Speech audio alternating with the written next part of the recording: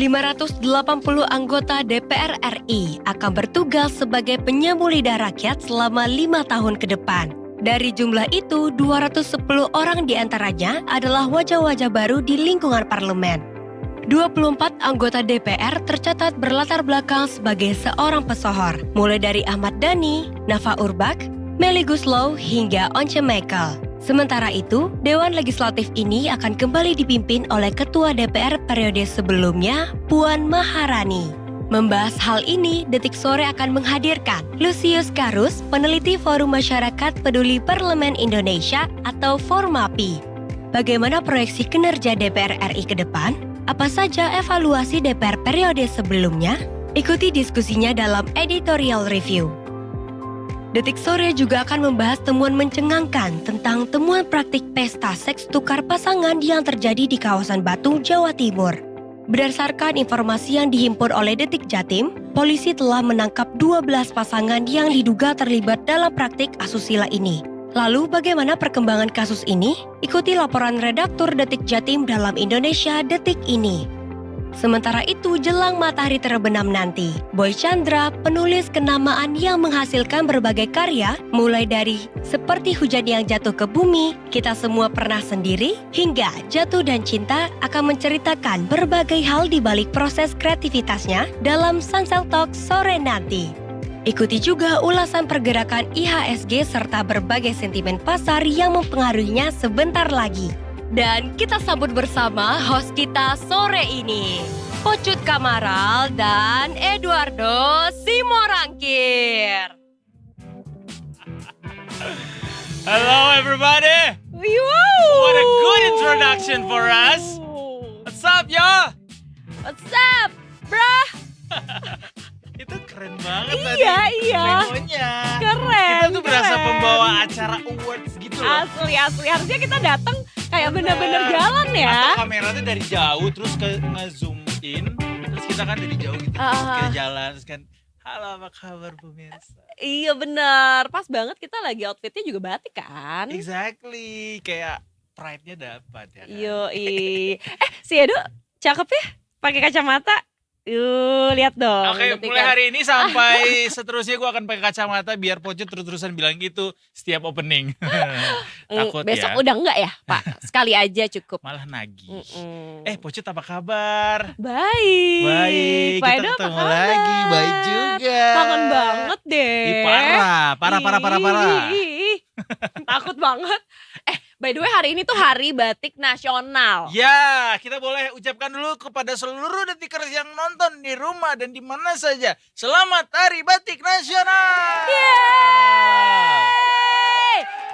Nah, Pak Edo tuh udah nyiapin lagu buat hari batik nasional ini. Silakan, Pak. Aku cinta batik. Batik ada di mana-mana. Keren. Nah, selain keren. kuis, gue juga nyiapin. Selain kuis lagi, ketahuan deh jadinya gue nyiapin kuis. Selain lagu, gue nyiapin kuis juga buat Pocut. Karena kata orang, pelajaran yang paling berharga itu adalah dari pengalaman. Ya kan? Betul. Nah, supaya kita dapat sesuatu yang berharga hari ini, kita lihat pengalaman-pengalaman Pocut dalam menjawab pertanyaan-pertanyaan tentang batik. Wow, baik. Sore ini. Silakan, Pak. Pertanyaan pertama. Pertanyaan pertama. Apakah Anda Baik. sudah siap?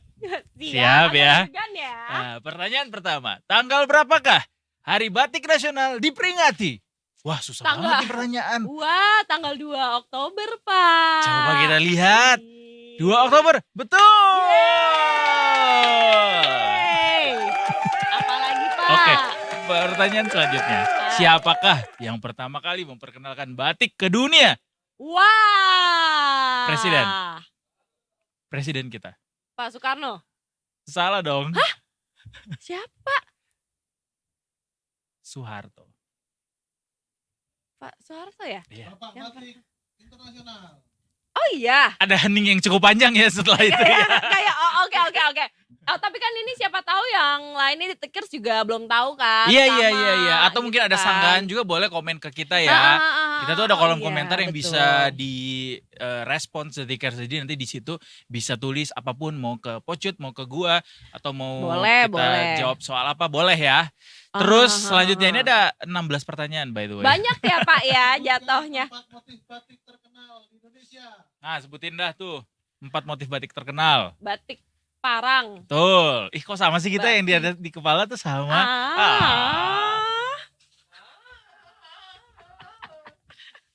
Parang. Batik tulis. Salah dong, itu bukan motif. Itu namanya pendekatan. Gue ngecek aja pada konsentrasi Oh, apa enggak. betul. Bagus. Iya, template MC di Indonesia gitu ya kalau salah. Batik apa lagi ya? Batik Parang, batik ini batik Jawa. Batik Jawa, Sunda. batik Betawi. Batik Betawi. Batik banyak lah dari Itu loh yang mega. Mega? Mendung. Betul. Takut banget gue ada. jawab yang lain dia. Enggak Pak, kebetulan tidak. Oh iya, ada batik Mega Mendung juga benar. Benar. Seru banget. Apa? Enggak ada, Pak. Batik Nggak MU, ada. batik Wakanda, batik Black udah Panther. mulai jauh ya. Ada lagi nggak Ada lagi. pertanyaannya apa? Dua lagi ya. Berasal Dua dari lagi. manakah kata batik itu? Jawa atau Sunda? Sunda. Sunda ya. Mm-mm. Salah, Jawa bro. Kenapa? Nanti pasti dicek ya. Teman-teman yang ada di MCR, teman-teman kreatif boleh disiapkan jawaban kenapa batik itu berasal dari Jawa. Baik, silakan. Ada lagi pertanyaannya? Satu lagi. Satu lagi Batik apa? ditetapkan sebagai warisan kemanusiaan untuk budaya, lisan, dan non-bendawi oleh UNESCO atau PBB. Itu UNESCO? pilihannya. UNESCO. PBB. Betul. UNESCO apa PBB? Bukan sih? PBB dong, UNESCO yang UNESCO benar. kan? Dunia Apa? Iya. tahun berapa ditetapkan sebagai warisan dunia? 2009. Betul. Bener kan 2009? Bener gak sih? Betul. Oh benar. Pokoknya dia menjelang masa akhirnya kepemimpinan Presiden SBY waktu itu. Iya. Ingat tuh, saya udah dewasa pada saat itu kan. Andai aku Aku- telah Sendu Pak. sendu Sendu ya. Pak. Iya. Gitu. Tapi senang deh kita hari Rabu ini bisa merayakan Hari Batik kembali ya, Detikers. Betul. Diingat-ingat batik ini juga beberapa hari sebelum atau beberapa waktu sebelum batik ini kita rayakan hari ini juga sempat viral kembali waktu itu diperbincangkan oleh netizen di sosial media gara-gara iShow Speed. Iya. Ya waktu dia datang. Iya. Pertama waktu dia kedatang ke Malaysia terus bilang bahwa batik ini dari mana asalnya, terus ada yang bilang dari Malaysia, terus dia bilang tapi dia Google ini bilangnya Indonesia gitu, tapi kekeh ada yang bilang dari Malaysia juga. Jadi sebenarnya tuh dari mana sih Pak? Cuman ini kan emang ada sengketanya ya. Jadi Betul. Malaysia tuh emang pernah ngeklaim kan Mm-mm. kalau misalkan batik adalah milik mereka gitu. Nah cuman kan emang mungkin ada ya batik Malaysia, batik Indonesia gitu. Ya. Mungkin kita punya motif yang berbeda atau gimana gitu. Ya kan mungkin kan? Iya, karena memang sejarah batik sendiri dari yang kita riset sejauh ini, yang kita baca-baca dari berbagai macam sumber, batik itu sebenarnya nggak diketahui awal mulanya banget tuh dari negara mana. Yang pasti dari sekitar wilayah Indonesia katanya. Sementara Indonesia zaman dulu itu kan luas banget ya. Yap. Kayak kerajaan di Nusantara tuh banyak banget yang sekarang udah bersatu lagi jadi Indonesia gitu kan. Jadi kayak mungkin Malaysia mungkin bisa jadi juga punya goresan atau goresan sejarah dengan batik Iya. juga. Mungkin dulu waktu zamannya ya itu Nusantara kerajaan-kerajaan gitu. Mungkin lagian juga garisan histori kita kan agak mirip gitu kan Malaysia Indonesia Exactly, kan. satu Jadi rumpun, bisa gitu, satu satu rumpun. rumpun gitu. Sama-sama siap. Sama, Berarti sama. sama I'm gonna scream. Oh siap like a beneran. Siaan. Bisa. Siaan. Oh, tapi kan ada ini juga jokes. Keluarin dong jokesnya Pak. Kasih dong jokesnya. Iya, kita tadi udah nyari banyak banget jokes tentang Hari ini batik. Jokesnya hari Coba ini. gue mau nanya sama Pocut. Ya. Kenapa kalau batik tuh kalau pakai batik itu harus hati-hati? Karena Karena kalau nggak hati-hati nanti bisa tercap hatinya. Siapa aku boleh nggak? Mau dicap pakai apa? Edo. Apa? Bisa tanda tangan nggak? Bisa? Bisa kan tanda Bisa? tangan? Bisa? Yuk, tanda tangan di buku nikah kita. Untuk yang berpasangan dengan Pocot hari ini adalah gua ya, bukan Akbari. Kalau sampai Akbari, dia akan berubah menjadi pasir di ruangan ini. Berubah. WhatsApp, mamanya Edo lagi WhatsApp. dia sekarang. Oh iya benar lagi, ada banget kemungkinan dia nonton nih sekarang. Tante, kenalin. Digodain lagi. Tante, kenalin. Aku. Hai. Hai, aku Hai. Pocot. Aku mau Iya. tante. Jalan-jalan ke kota sama gadis cantik. Cakep. Jangan lupa budaya bangsa, selamat hari batik. Iya cakep, panjang banget. Iya, rimanya bagus. Tapi memang kita harus rayakan ya batik ini karena memang ini adalah salah satu budaya yang Yes. jadi warisan dunia yang kebetulan dan sangat tepat ini ada di Indonesia gitu, Iya. jadi milik kita, diakui keberadaannya oleh UNESCO. Sehingga Betul, ini betul. harus kita budayakan, Detikers pakai batik setiap minggu ada harinya kan. Iya, Kita tuh harus betul. pakai batik, terus cintai batik itu dengan beli produk-produknya sehingga Betul. apa namanya pengrajin-pengrajinnya juga bisa terus berkelanjutan gitu ya. Iya, lagian kan bangga nih sebagai warisan dunia. Dan ini sebenarnya batik tuh bisa dipakai buat jalan-jalan juga, nggak cuman kerja. Exactly. Lo ya kan? biasa beli batik di mana? Mungkin kalau UMKM bisa kasih tahu Detikers apa batik favorit lo beli di mana? Nah, Masalahnya bukan kalau- UMKM, Pak. Kalau beli batik, kebetulan gue tuh beli batik kayak nyokap gue tuh punya. Maaf, Langganan. bukan. Iya maaf, Bukan yang ini yang ini bawahnya. bawahnya tuh kain batiknya. Tuh, kain batik. Tapi kayak suka banget batik-batik ini dulu. Batik ini tuh buat sebuah acara penting di hidup gue sebenarnya. Gue It used to be your memorial. ya, thing lah ya. Terus habis itu kalau misalkan sekarang kan kayak ya kali kan pakai yang kain-kain gitu, akhirnya Mhm. dibawa ke tukang jahit, kita Mhm. rombak nih jadi Mhm. rok, Mhm. Pak. Kita rombak jadi rok, jadilah nih rok ini. Jadi tuh emang bisa dipakai buat casual gitu loh. Jadi dan gue tuh bangga banget tau gak sih Pakai itu. pakai batik. Nggak berasa jadul juga kan? Enggak, iya. Kan kalau berasa jadul, why not to be jadul ya? Iya, juga ya. gue proud jadul emang kenapa? Iya kan? Karena juga sekarang kalau misalnya kita ada komunitasnya kan Ya. Selasa berbatik atau berkain gitu kalau nggak salah. Jadi ada komunitasnya yang setiap hari tertentu dia tuh pakai kain dan biasanya ya kainnya kain batik juga yang Oh, seru dipakai. banget, seru Iya, banget. jadi kayak berpergian kemana-mana menggunakan transportasi umum, orang-orang lihat pada pakai kain Mhm, gitu kan. mhm. Cewek, cowok itu semuanya juga melakukan itu. Jadi kayak orang-orang semakin tersadarkan bahwa ini adalah bagian dari budaya yang harus kita cintai, harus proud to wear it. Jadi why not menggunakan itu dalam kehidupan sehari-hari juga. Betul, kenapa kacang kan? Karena Why not? why not? Betul kan? Betul sekali. Gitu. Tapi mudah-mudahan juga dengan terciptanya kedamaian hari ini juga bisa terciptalah di belahan dunia lain ya Cut ya. Iya. Karena emang kita juga tadi pagi tuh atau kemarin malam tuh sempat dikagetkan juga lagi-lagi terjadi eskalasi konflik di wilayah Timur Tengah, Detikers. Kemarin itu ada peluncuran rudal yang dilakukan oleh Iran ke Israel dan ini mengakibatkan terjadinya potensi pasokan minyak global itu bakal mandek alias turun Waduh. jadinya. Karena memang konflik di Timur Tengah ini memanas kembali setelah Iran meluncurkan menghujani Israel dengan rudal balistik. Kondisi ini diperkirakan akan mengancam pasokan minyak mentah dunia. Serangan Iran pada hari Selasa ini merupakan aksi balas dendam atas pembunuhan pemimpin Hizbullah Hasan Nasrallah dan seorang komandan Iran di Lebanon baru-baru ini. Dan Iya, iya. infrastruktur minyak Iran mungkin akan ditarget dalam serangan Israel selanjutnya sehingga akhirnya berpotensi membuat suplai minyak dunia itu berkurang. Dan kalau berkurang, Mhm. pasokannya berkurang, suplainya berkurang, nanti harganya menjadi mahal. Kalau harga minyak mahal, berimbas juga ke Indonesia juga pada akhirnya karena kita juga masih impor minyak kan anyway. Iya, iya. Sehingga nanti apa-apa mahal karena semuanya butuh minyak kan mobilisasi. Oh iya bener sih, paling ngaruh pertama kali yang paling ngaruh tuh biasanya apa, Pak? Biaya bahan bakar transportasi kita. Oke. Nah kita kalau misalnya ngapain juga kan pasti pakai transportasi Iya, kan. betul. Nganter barang, dagang segala Hmm. macam. Ya kalau biaya transportasi sebagai salah satu biaya operasional kita ikut naik dengan kenaikan harga bahan bakar tadi, otomatis harga barangnya pada akhirnya juga ikut naik dong.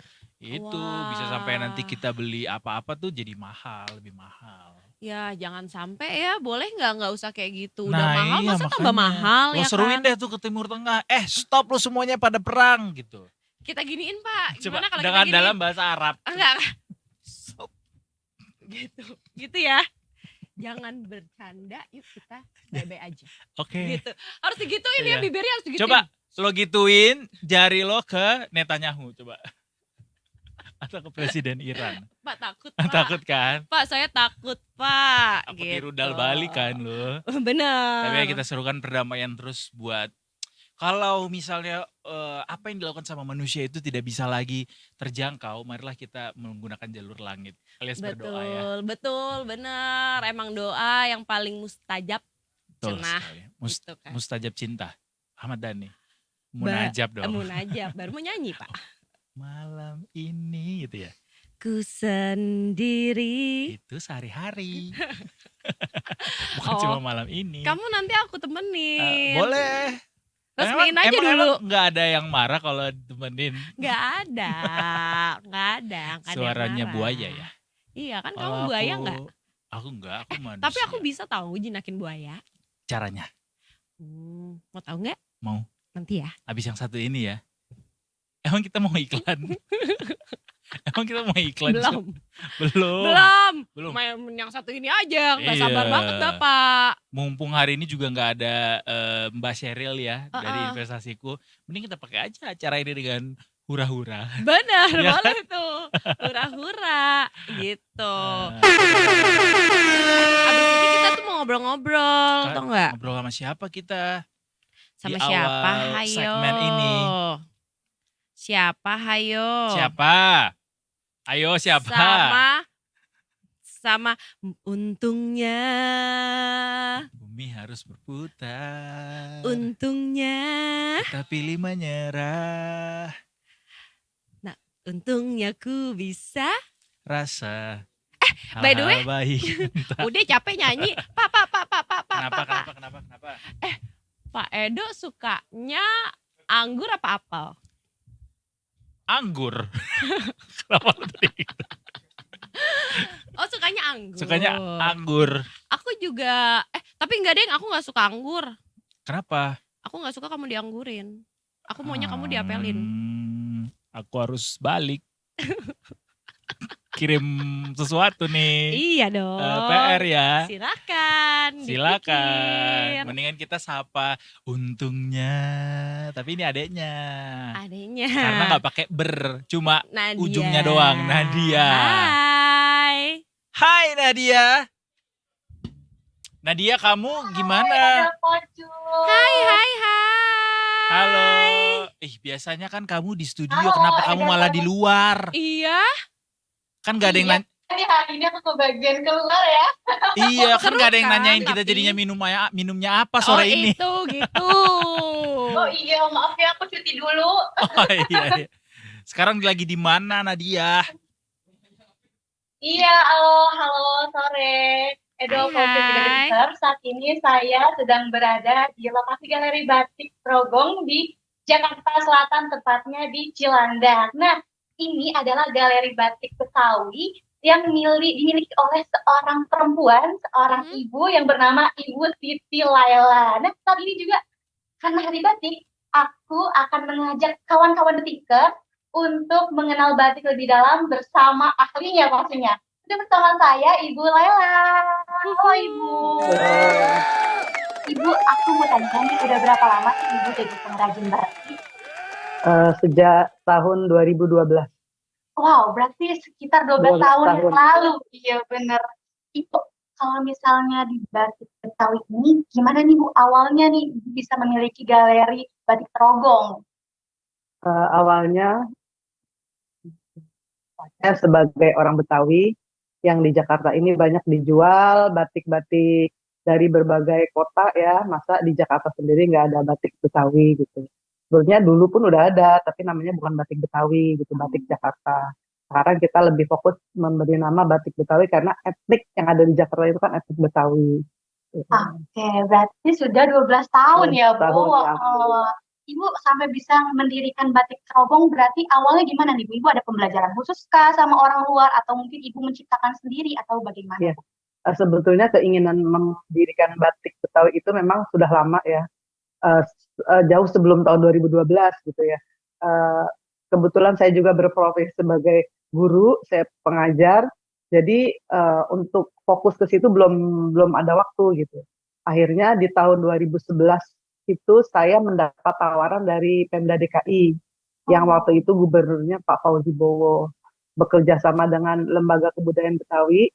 Kami diminta orang Betawinya untuk belajar membatik ya, karena memang pada saat itu kami juga memang ingin belajar membatik. Akhirnya kami sambut tawaran itu, jadi bukan hanya saya dengan keponakan-keponakan saya yang lain oh, gitu berarti bersama keluarga ya, Bu ya, ya? bersama keluarga besar. Jadi pada saat itu 2011 selama 3 bulan kami difasilitasi Pemda dari mulai pengajarnya, materialnya untuk belajar, dan pembatiknya yang mengajari kami itu tinggal di sini gitu. Oh, tinggal di Jadi sini bersama tinggal Ibu. 3 bulan ya bersama keluarga saya. Jadi tinggalnya nggak di rumah kakak saya. Oke, berarti dari Pemda ya, Bu, Dari awalnya Pemda ya. awalnya Selama 3 bulan melalui pengajaran di pengajar sini. di sini. Nah, Ibu, aku pengen nanya nih, apa sih yang membedakan batik Betawi dengan batik-batik daerah lainnya? Kan kalau dilihat banyak banget Ibu, batik dari daerah-daerah Ya. lain. Tapi apa sih yang menjadi ciri khas yang beda batik Betawi dengan batik yang lain? Ya kalau secara proses namanya batik sama, namanya batik itu diproses dengan menggunakan lilin ya, lilin panas gitu. Nah, tapi yang membedakan itu ya motifnya gitu. Jakarta memang orang lebih kenal ikonnya Jakarta itu ondel-ondel, terus ada Monas, dan yang semua berbau Betawi atau berbau Jakarta itu yang menjadikan ciri dari motifnya itu sendiri, itu yang membedakan motifnya itu. Yang membedakan itu motifnya ya, Motifnya Bu ya. gitu ya. Aku ada juga nih, Bu, ini di sini sebenarnya produksi batik itu hanya kain aja atau mungkin ada yang lainnya nih, Bu? Batiknya juga kami menyiapkan atau menjual pakaian jadi. Oh, pakaian. Berarti bukan hanya kain aja, tapi juga ada Iya, baju ada gitu ya, Bu bajunya, ya. ada rendang, ada cekin.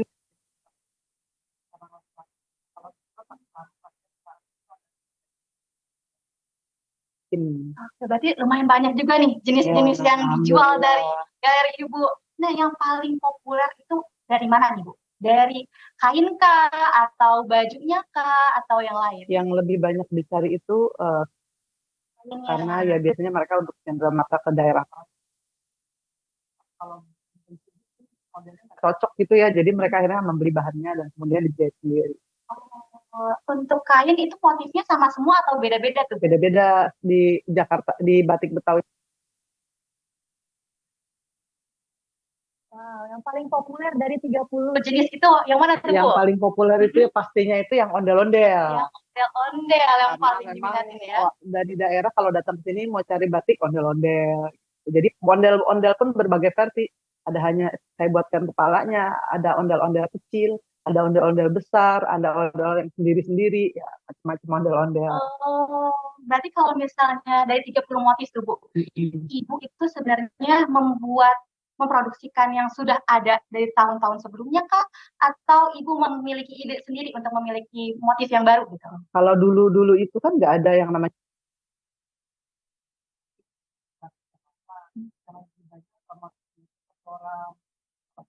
itu, lebih banyak ke ikon-ikon yang ada di Jakarta, khususnya di Betawi gitu. Jadi lebih banyak kayak gitu. Ini untuk target pasar nih, Bu. Target pasar dari batik yang Ibu jual nih di target usia berapa nih, Bu? Saya sih mentargetkan ya usia mereka kerja, misalkan kayak remaja dewasa lah ya, mereka rata-rata kerja yang udah usia 20 ke atas lah gitu. Oh, berarti khusus remaja yang kerja targetnya segitu ya, Bu ya. Nah, kalau misalnya untuk harganya itu dimulai dari berapa sampai berapa sih, Bu? Untuk batik cap itu mulai harga 150.000 sampai dengan di atas 1 juta tergantung jenis bahannya. Oh, Terus yang paling murah itu gimana tuh? Iya, kalau misalkan bahannya sutra pun ada namanya China silk, ada sutra ATBM gitu. Kalau batik tulis itu dimulai dari harga 850.000 sampai dengan 2 jutaan ya. Wow, mahal juga ya, Bu ya. Hebat Kalau sudah sekali. lihat prosesnya pasti ya tahu lah batik itu memang harus mahal gitu. Benar-benar, karena prosesnya juga butuh banget perjuangan ya, Bu ya. Untuk buat batik. Nah, Ibu, karena hari ini tuh hari batik ya Bu ya, tanggal 2 Oktober. Bagaimana sih Bu harapan Ibu sebagai pembuat batik untuk hari batik di Indonesia, khususnya untuk batik Jakarta sendiri nih Bu, harapan Ibu? Harapan saya sih batik bukan hanya diperingati gitu ya, tapi ya diapresiasi dengan cara memakainya. Ini juga memang harus diedukasi ya, mana yang batik, mana yang bukan batik. Karena orang ini banyak sekarang itu kan kurang paham, oh ini batik, padahal ini bukan batik. Jadi antara batik dan bukan batik itu memang harus apa ya, harus tahu lah gitu. Jadi jangan ketika orang lihat batik, karena dia biasa beli batik yang lebih murah, bukan batik ya, murah motifnya batik. Kok batik di sana murah, padahal itu bukan batik. Yang kami buat kan memang batik gitu. Jadi harapan saya batik tidak hanya diperingati, tapi juga diapresiasi dengan cara memakainya. Dengan memakai berarti kan mereka harus membeli kepada pengrajin supaya pengrajinnya juga bisa hidup, bisa berkembang terus ya. Oke, baik, terima kasih banyak Ibu Siti Laila udah menjawab pertanyaan aku, sharing-sharing untuk Detikers semua di sini tentang Hari Batik, khususnya batik Terogong ya Bu? Terogong milik Ibu Siti Laila. Nah, tadi juga Ibu sudah membahas nih, jangan lupa mengapresiasi dengan cara membeli. Jadi untuk Detikers semua yang lagi nonton nih, yang mau mencari, melihat, menambahkan koleksi batik, bisa langsung datang ke galeri batik milik Ibu Siti Laila yang berada di Cilandak, Jakarta Selatan, dan langsung aja datang lihat-lihat di sini untuk menambah koleksi batiknya. Cukup sekian informasi yang dapat saya sampaikan dari lokasi. Nadia Kusuma melaporkan untuk Detik Sore, baik ke studio Pocut dan Edo. Ke Ciawi makan gonggong. Cakep. Batik Betawi, iya batik Terogong. Keren. Luar biasa. Terima kasih. Bisa kali. Bisa kali. Bisa kali. Bisa kali dikirim ke sini. Enggak dilanjutin. Oh, kan. bisa kali Bu. Kita terkesan banget tadi dengan batik-batiknya Bu Laila ya. Apa gonjreng-gonjreng gitu warnanya. Iya, batik Betawi keren itu banget. keren ya. Terus sukses untuk batik Betawinya Bu Laila, dan juga mudah-mudahan dengan adanya Hari Batik ini semakin banyak ya peminat-peminat batik baik dari dalam maupun mancanegara. Amin, amin. Terima kasih cerita-ceritanya Bu Laila dan juga Nadia. Terima kasih. Selamat sore. Terima kasih. Gue tahu nih abis ini Nadia pasti abis itu bikin lagu. Untungnya. Punya batik Terogong. Untungnya. Kejual mahal-mahal. Untungnya ku bisa pakai batik Terogong yang lagi hits banget. Iya. Sorry banget ya Detikers ya. Kalau Anda terkesan mual setelah mendengarkan suara kita, sorry. Itu bukan berasal dari kondisi tubuh Anda, tapi memang dari apa yang Anda dengarkan tadi barusan. Itu energi yang kita kirim. Betul. Gitu. Anyway, selain hari ini nggak ada investasiku anyway untuk menutup market, kita kasih tahu aja Detikers sedikit ya untuk ISG hari ini sudah ditutup di level berapa. Jadi ISG hari ini ditutup di level 7.563 Detikers, alias turun 78 poin, 1,03%. Kalau kata Mbak Sheryl, kalau turun adalah waktunya yang juga baik untuk bisa ikut masuk lagi karena harganya jadi pada diskon. Oh gitu, menarik ya. Jadi kalau misalkan mau nih bisa langsung ya, kan lagi turun. Betul sekali, itu aja informasinya untuk hari ini. Habis ini kita mau main-main lagi ke segmen lainnya. Tentunya Kata Pocut ini adalah segmen favoritnya. Betul, semua segmen kayak favorit gue ya. Makasih lo bridgingnya ya Pak ya. Karena kan mau bahas wakil rakyat. Iya bener. Ya kan, wakil rakyat sekarang tuh kita banyak favoritnya, soalnya orang-orang yang kita biasanya nonton di layar kaca sebagai pemeran, ya kan? Iya, terus sekarang menjadi wakil kita. Di Senayan, gila nggak tuh? Kapan-kapan boleh ya, ini undangan terbuka untuk seluruh wakil rakyat yang kemarin dilantik, khususnya para aktor, aktris yang jadi wakil rakyat, kita undang buat datang ke Detik Sore ngobrol-ngobrol bareng sama kita di sini ya. Iya, boleh banget, Bang Komeng, terus siapa lagi? Lo pengennya siapa coba dari yang kemarin pada dilantik? Pingin Once. Oh Once ya mau bener. lagi. Kita kayak boleh pupus ya. Nggak pupus dong. Nyanyinya. Nyanyinya pupus. Tapi boleh gak ya? Kan Mas Ahmad Dhani gak bolehin. Aduh, Bapak. Aduh. Atau kita undang Once dan Ahmad Dhani ke Detik Sore. Bener sekalian, Pak. Bener. Seru tuh. Primus juga, Pak. Primus suka. Oh, Primus suka ya manisnya milenium ya. Iya. Iya, sama istrinya juga sekalian gak? Jihan Fahira. Boleh deh. Kok boleh dehnya gitu sih? Boleh nggak yang cowok-cowok aja?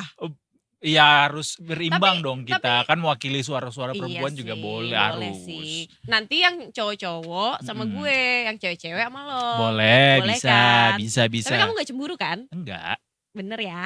enggak. Banyak ikan di laut. Di sungai juga ada. Benar. Banyak juga ikan di Senayan gak? Suka mancing sih mereka. Ya kan? Ada kan di kolam itu ada ikannya gak ya? Enggak sih. Ada tapi enggak buat dipancing. Buat diapain, Pak? Buat dilihat-lihat aja soalnya penghias. Oh, penghias. Kenapa Oke. saya lurus banget ya? Ya udah, itu undangan terbuka buat para wakil rakyat yang ada di Senayan. Kalau misalnya ada yang nonton nih atau timnya, kita undang secara terbuka untuk mampir ke Detik Sore. Iya. Kita ngobrol-ngobrol deh soal komisi yang ditangani gitu ya di DPR nanti. Bener. Kalau mau outdoor juga ada Sunset Talk kan? Bisa, Heeh, bisa, Kita bisa Kita ngobrol-ngobrol di semuanya Sunset bisa. Talk. Mau outdoor, indoor, Ada semua. out indoor, bisa. Ada. Heeh. Mau Door to door, close the door, bisa. nggak bisa kita punya orang lain. Beda ya. Open the door mungkin bisa. Open the door. Open the door. Tapi kita close the segment dulu Detikers karena kita mau break dulu. Abis ini kita ada editorial review. Kita akan barengan ngobrol soal wakil rakyat seharusnya merakyat. Sesaat lagi Detik Sore, jangan kemana-mana. Tetap bersama kami. Detik Sore nggak cuma hore-hore.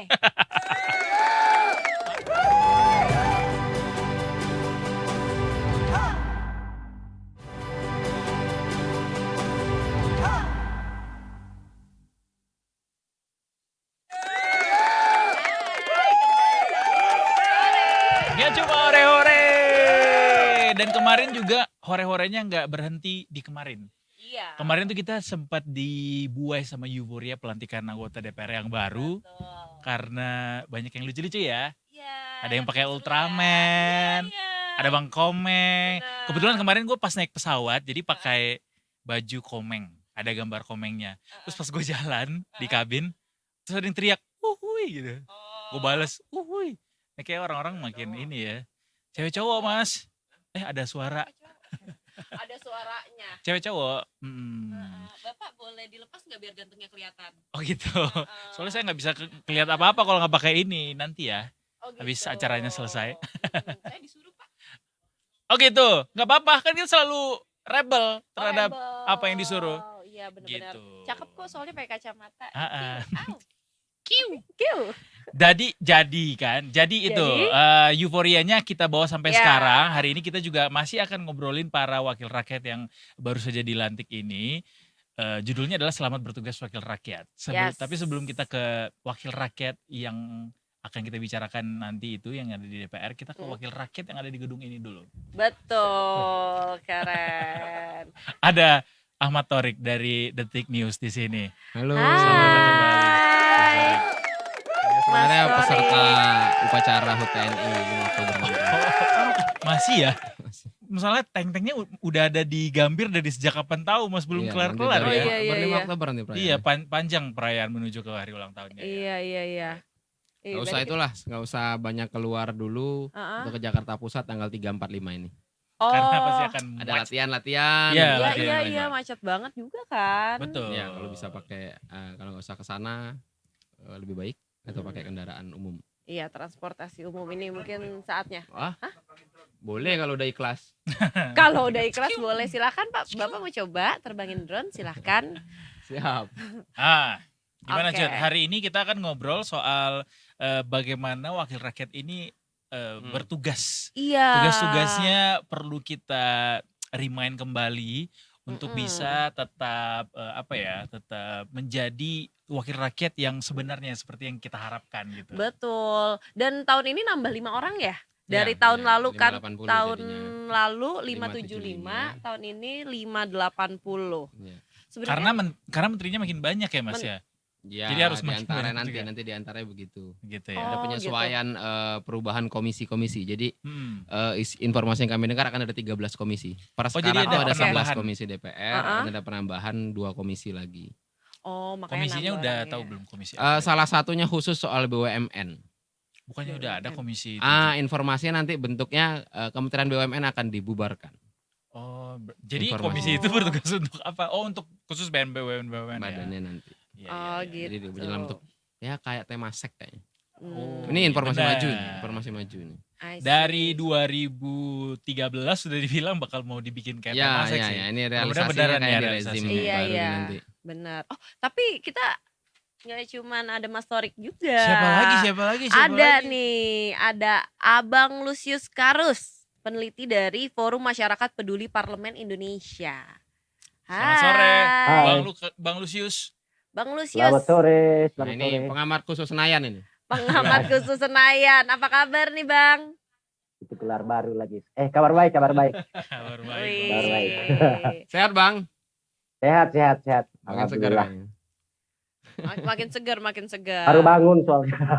Wah, enak, baru bangun sore-sore habis itu nyeruput kopi, Bener. makan gorengan, terus Bener. ngobrol sama kita Ngobrol. ngomongin wakil rakyat di sini. Bener, emang udah pas banget itu mah.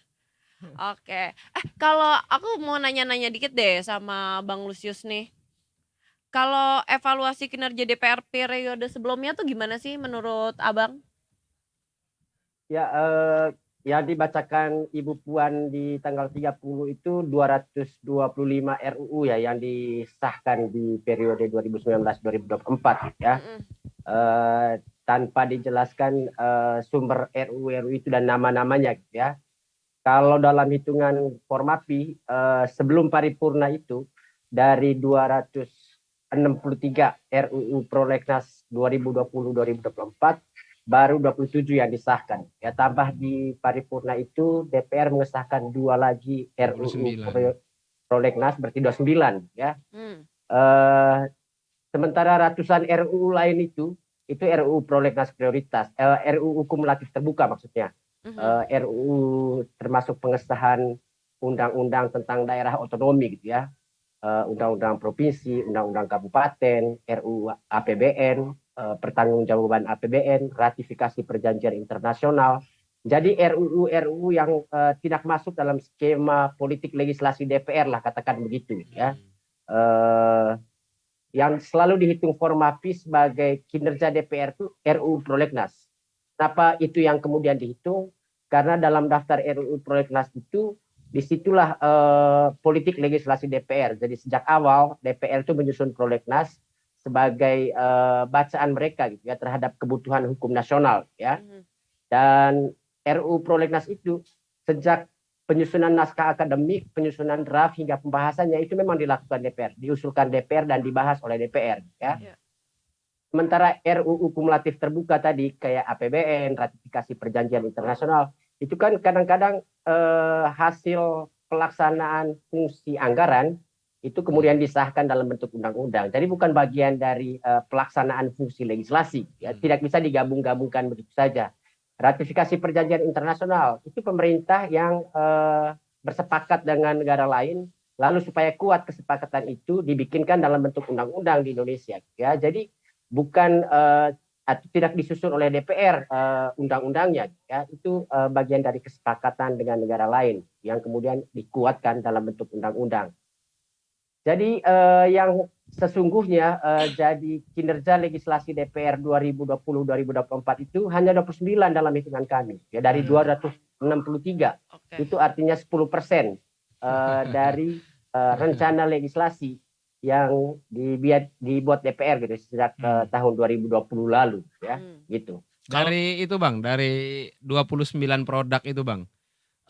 Penilaiannya gimana Bang? Hasilnya Bang. Kan ada beberapa juga jadi sorotan masyarakat ya seperti kita tahu ada RUU Pilkada yang terakhir ini dan lain-lain itu Bang. Kalau dari Formapi catatannya gimana Bang? Ya saya kira tidak jauh beda lah dengan apa yang banyak disuarakan orang gitu ya. Sorotan pertama saya kira soal rendahnya partisipasi publik gitu ya dalam proses pembahasan RUU gitu ya. Yang berikutnya saya kira rencana RUU proses pembahasan yang selalu dilakukan cepat gitu ya sebagai siasat untuk menghindari partisipasi publik ya. Dan yang ketiga saya kira catatan kami itu banyak sekali RUU yang seharusnya merupakan RUU prioritas itu justru dimasukkan oleh DPR dalam daftar kumulatif terbuka. Jadi samakan dengan ratifikasi perjanjian internasional dan lain sebagainya. Itu misalnya terjadi di Kementerian Negara dan Batimpres ya. Modus-modus seperti ini saya kira itu cara DPR untuk mengacak 1-2 pasal saja dalam RUU itu ya, dibahas cepat lalu bisa segera diundangkan ya. Jadi saya kira itu kebiasaan baru yang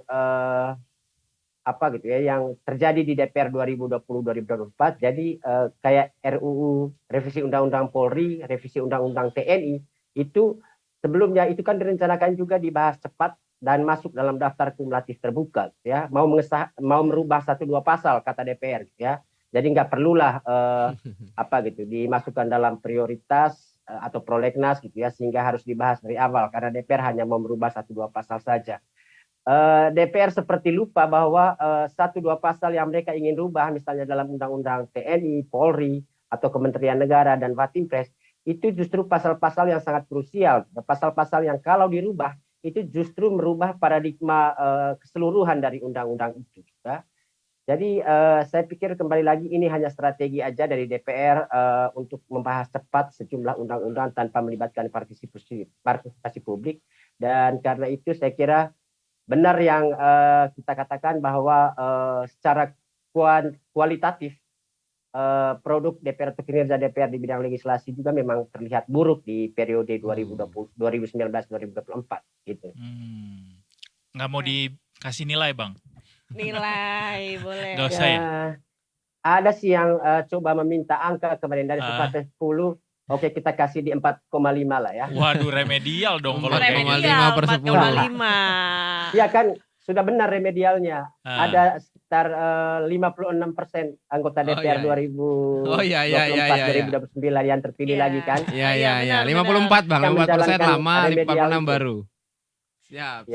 Jadi bisa ya dapat remedial ya. Kalau secara mikroskopik Bang tinjauannya, ada nggak fraksi yang stand out gitu sebenarnya ataupun individu-individu dari DPR yang stand out? Tahu-tahu rata air aja sebenarnya semuanya Bang. Saya kira sih anggota DPR itu di periode 2019-2024 dan nampaknya akan berlanjut di 2024-2029 ya. Itu tidak punya arti apa-apa gitu di DPR. Jadi nggak ada guna banget itu tambahan dari 575 ke 580 gitu ya. Karena coba lihat di rapat paripurna terakhir, puluhan RUU disahkan tanpa pernah ada satu orang anggota DPR yang bisa bersuara gitu ya tentang apapun di dalam RUU itu gitu ya. Itu artinya mereka nggak dianggap. Jadi mau penuh itu ruang paripurna atau mau satu orang saja, yang penting ada pimpinan yang pegang palu, ya sudah sah undang-undang itu. Saya kira itu juga kebiasaan DPR 2019-2024 yang perlu ditinjau saya kira di revisi Undang-Undang MD3 nanti. Proses pengambilan keputusan yang nampak dibikin menjadi sangat sederhana di periode 2019-2024 ya. Bagaimana bisa tidak ada ruang bagi anggota untuk menyampaikan sikap pribadi atau pandangan pribadinya dalam proses pengambilan keputusan sebuah RUU. Sebuah RUU itu disahkan hanya dengan menandakan fraksi ya. Jadi mestinya kita hanya butuh 8 orang saja mewakili fraksi di DPR ketimbang kemudian memilih 580 orang ya. Padahal mereka hanya kemudian diminta untuk memenuhi kursi di ruang paripurna tanpa pernah kemudian diizinkan untuk mempunyai sikap pribadi. Siap. Keras sekali pandangannya Bang. Keras sekali. Ya, keras sekali Tapi kalau dari pandangannya. Mas Torik mungkin ada catatan kritis nggak sih dari redaksi yang bisa disampaikan dari periode sebelumnya? Ya. Ya Soal kalau ini DPR. kurang lebih sumbernya sama lah dengan Formapi penilaiannya. Lalu saya malah mau tanya ke Bang Lusius. Kalau tadi 46% nih anggota baru nih Bang. Ini kan lumayan 44 ya? 44%. 56 versus 44. Lumayan besar juga sebenarnya angka untuk yang baru. Kalau melihat di 2014 ke 2019 kan nggak sebanyak ini kan, cuma sekitar 20% kalau nggak salah. Nah, kalau Abang melihat ini fenomena apa dan ada harapan nggak untuk lumayan gede nih angkanya 44% ini sebenarnya kan. Apakah akan ada kebaruan? Kalau kita ngeliat juga isinya sebagian besar ya yang muncul selama ini banyak artisnya dan juga banyak anak-anak mudanya. Mungkin ada harapan di anak-anak mudanya Bang? Ya, Ya saya kira itu juga temuan anggota DPR wajah baru ya yang kita lihat itu banyak sekali yang justru berasal atau terpapar dinasti politik atau politik kekerabatan ya. Jadi muda dalam usia tapi mereka kemudian disodor oleh keluarga gitu. Kemudian jadi calon legislatif dan akhirnya terpilih dan anggota keluarga yang menyodorkan mereka-mereka ini memang bukan orang main-main ya, ada yang gubernur, ada yang bupati, wali kota, mantan gubernur, mantan bupati, mantan wali kota ya. Jadi berharap banyak pada milenial ini rasanya sih susah juga melihat latar belakang mereka ya. Mereka sendiri saya kira mungkin tidak terlalu bekerja keras untuk bisa meraih suara banyak hingga bisa memenangkan kursi di parlemen. Ini kerja keras orang tua. Karena itu saya kira Trennya lagi begitu memang Bang kayaknya. Bang. itu dia sih. Kayaknya kita terlambat aja waktu keputusan MK itu bicaranya. Karena mestinya sudah sejak pendaftaran calon anggota legislatif tren itu ya. Dan saya kira tiap 5 tahun juga kita selalu mencatat ada kenaikan gitu ya anggota DPR asal dari dinasti politik ini. Tapi yang berapa suami istri gitu ya sekali terpilih gitu ya. Ada berapa ibu dan anak? Ada 1 ibu dan anak gitu ya, 2 orang. Ada ibu, ada anak ya. Yang paling banyak itu anak pejabat daerah. 79 orang lah yang sementara ini kami temukan karena ini pencarian sendiri sudah ditemukan di informasi di KPU gitu ya. Baik. Cukup banyak. Kalau itu jadi perhatian, Bang Lusias, bagaimana para anggota dewan ini banyak yang ternyata mempunyai afiliasi begitu atau link kekerabatan dengan anggota-anggota sebelumnya atau pejabat lainnya begitu. Apa yang perlu dibuktikan sama anggota-anggota ini, para wakil rakyat ini untuk bisa Benar-benar jadi mengeliminir wakil rakyat gitu ya. Iya, mengeliminir apa yang jadi stigma buruk dari masyarakat gitu, Bang Lusias. Ya, pertama tadi kita sudah bilang tadi itu bahwa situasinya itu ya anggota DPR tuh nggak punya hak suara yang otonom gitu lah di DPR. Ya, jadi jangankan muda, yang tua juga sama aja ya. Mereka lebih banyak dihadirkan untuk memenuhi syarat suara aja gitu, terkait dengan quorum kehadiran anggota untuk proses pengambilan keputusan ya. Anak-anak muda ini hadir di dunia politik jadi wakil rakyat gitu ya. Berhadapan dengan situasi seperti ini di DPR nanti. Jadi mereka butuh saya kira mentor politik yang luar biasa untuk memastikan yang mereka saksikan di DPR itu sesungguhnya wajah politik yang tidak bagus gitu atau yang harus dirubah ya. Saya kira itu dulu yang pertama, mesti ada orang yang menjelaskan kepada anak-anak muda ini bahwa jadi anggota DPR itu pertama harus berdiskusi, harus berdebat ya. Tidak ada aturan yang kemudian bisa dilahirkan begitu saja tanpa ada proses perdebatan ya. Jadi latih berdebat di komisi-komisi, saya kira itu hal pertama yang harus diajarkan dan harus melawan sebenarnya upaya pengambilan keputusan yang disederhanakan hanya kepada fraksi, pertanyaan setuju atau tidak setujunya ya. Karena kalau seperti itu ya anak muda ini akan merasa nggak ada gunanya mereka hadir di rapat ya, sekalian aja nggak usah datang rapat. Hari ini kan kita menyaksikan ada 100 lebih anggota yang tidak hadir di paripurna pertama. Ini tanda-tanda saja, tanda-tanda awal saja ya bagaimana soal kedisiplinan anggota DPR baru ini. Baru 1 hari dilantik, semangat mereka sudah mulai pudar atau mereka sudah terlalu banyak mengadakan pesta syukuran kemarin lalu capek dan tidak bisa hadir di rapat tadi ya. Jadi saya kira sih paling penting anak-anak muda ini memang mendapatkan mentor yang baik gitu ya untuk memastikan mereka bisa menyesuaikan diri dengan kondisi di DPR dan juga bisa terlibat aktif dalam setiap proses pengambilan keputusan yang ada di DPR gitu. Siapa yang harus jadi mentor, Bang? Kalau Bang itu yang susah itu. Nah, itu siapa tuh? Ya. Pertanyaannya benar. Pertanyaannya siapa? Saya kira semoga mereka bisa menemukan staf ahli yang mumpuni. Itu ya, itu bisa. Satu anggota itu kan diberikan keleluasan untuk merekrut 5 orang staf ahli dan 2 staf pribadi. Ya, jadi ada 7 orang staf yang digaji negara itu untuk membantu seorang anggota DPR. Ya. Kalau anggota DPR baru dari kalangan artis maupun anak muda sadar bahwa mereka tidak cukup punya kompetensi untuk menjalankan tugasnya, harusnya itu kemudian jadi alasan dia untuk mencari staf ahli yang bisa membantu dia secara maksimal ya. Baik. Gitu. Bang Lusius mau nanya soal komposisi. Dari komposisi kan kita lihat bisa lihat sekarang non petahana tuh sebenarnya lebih banyak daripada petahana.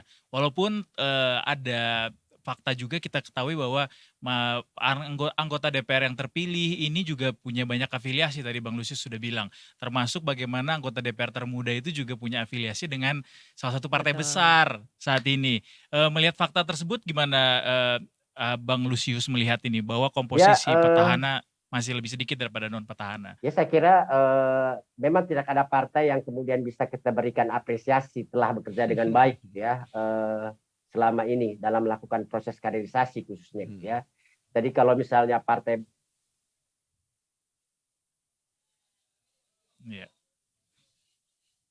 Freeze. Nge-freeze. Sayang sekali. Sayang banget lagi seru-serunya padahal. Bukan di boykot ya? Bukan di boykot ya, enggak. Enggak. Ya udah kita Masalah mendingan sih, tanya sama Mas Torik aja. Iya ya. boleh. Kalau fungsi legislatif itu tuh sebenarnya apa sih? Siap. Coba, Tadi Mas. jawab pertanyaan Edo dulu karena tadi lagi ada. Ya, Kan kalau silakan. saya ini, sebenarnya kalau catatan redaksi, kalau performa DPR tadi detail-detailnya sudah oleh Bang Lusius Karus, tapi secara umumnya kalau kita yang liputan di DPR periode sebelumnya itu sangat terasa soal dinamisasi fraksi. Kalau ingat di terutama 10 tahun terakhir ya. Walaupun di 2014 awal itu agak rame tuh KMP sama satu lagi apa Koalisi Merah Putih dan Koalisi Indonesia Hebat KIH itu kan pertarungannya agak berat, tapi praktis setelah KMP-nya bubar melebur menjadi koalisi-koalisi pemerintah, itu dinamisasinya agak kurang. Kalau kita ingat, mungkin Edo juga ingat era Setgap. Itu kan koalisinya walaupun gede tapi bisa dibilang nakal-nakal. Nggak terlalu nurut sama pemerintah. Iya, banyak ini ya, gejolak di dalam. Golkarnya bandel, PKS-nya lucu-lucu gitu kan mungkin ya. Dalam tanda Sehingga kutip, itu terrefleksi dengan traffic berita yang lebih banyak ya, lebih tinggi ya. kurang lebih itu.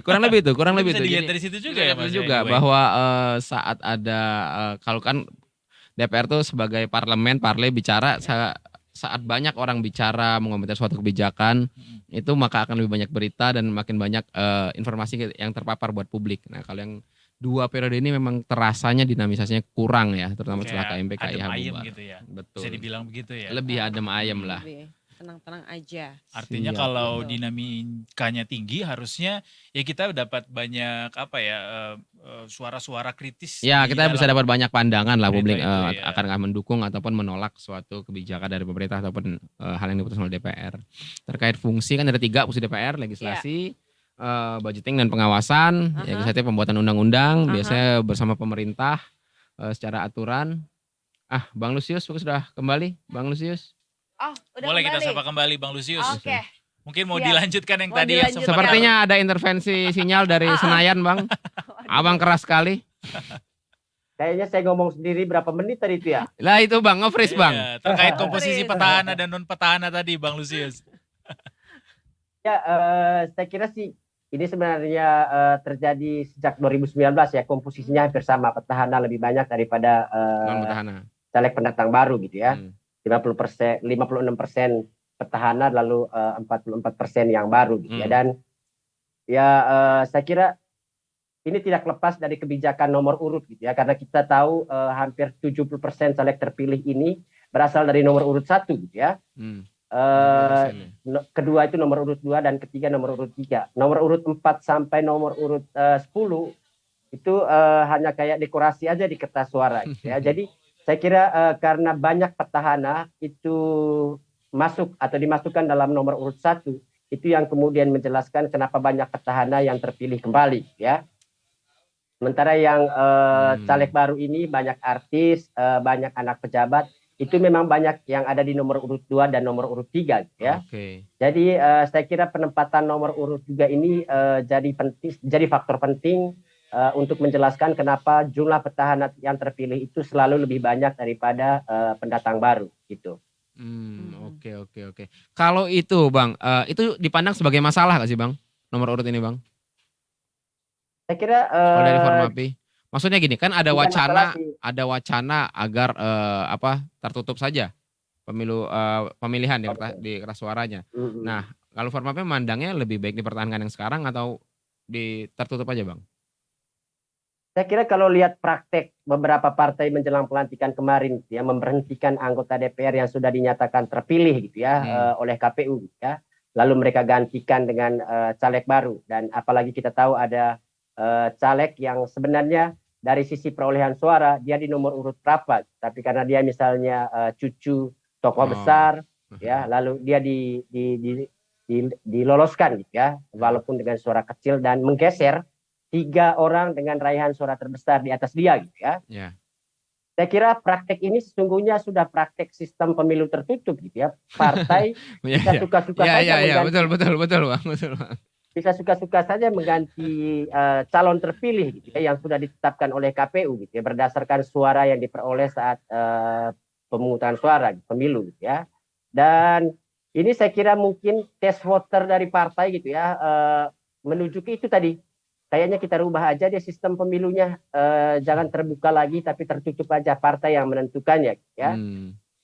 Saya kira yang tetap ideal itu ya sistem yang sekarang ya. Hanya yang perlu diatur lagi saya kira nanti bagaimana proses membuat keputusan terkait dengan siapa yang akan menempati nomor urut ya. Apakah itu hanya 1-2 orang di elit partai saja, atau ada proses terbuka di partai politik gitu ya, untuk menentukan siapa yang layak masuk dalam daftar calon anggota legislatif, dan bagaimana kemudian menentukan nomor urut mereka ya.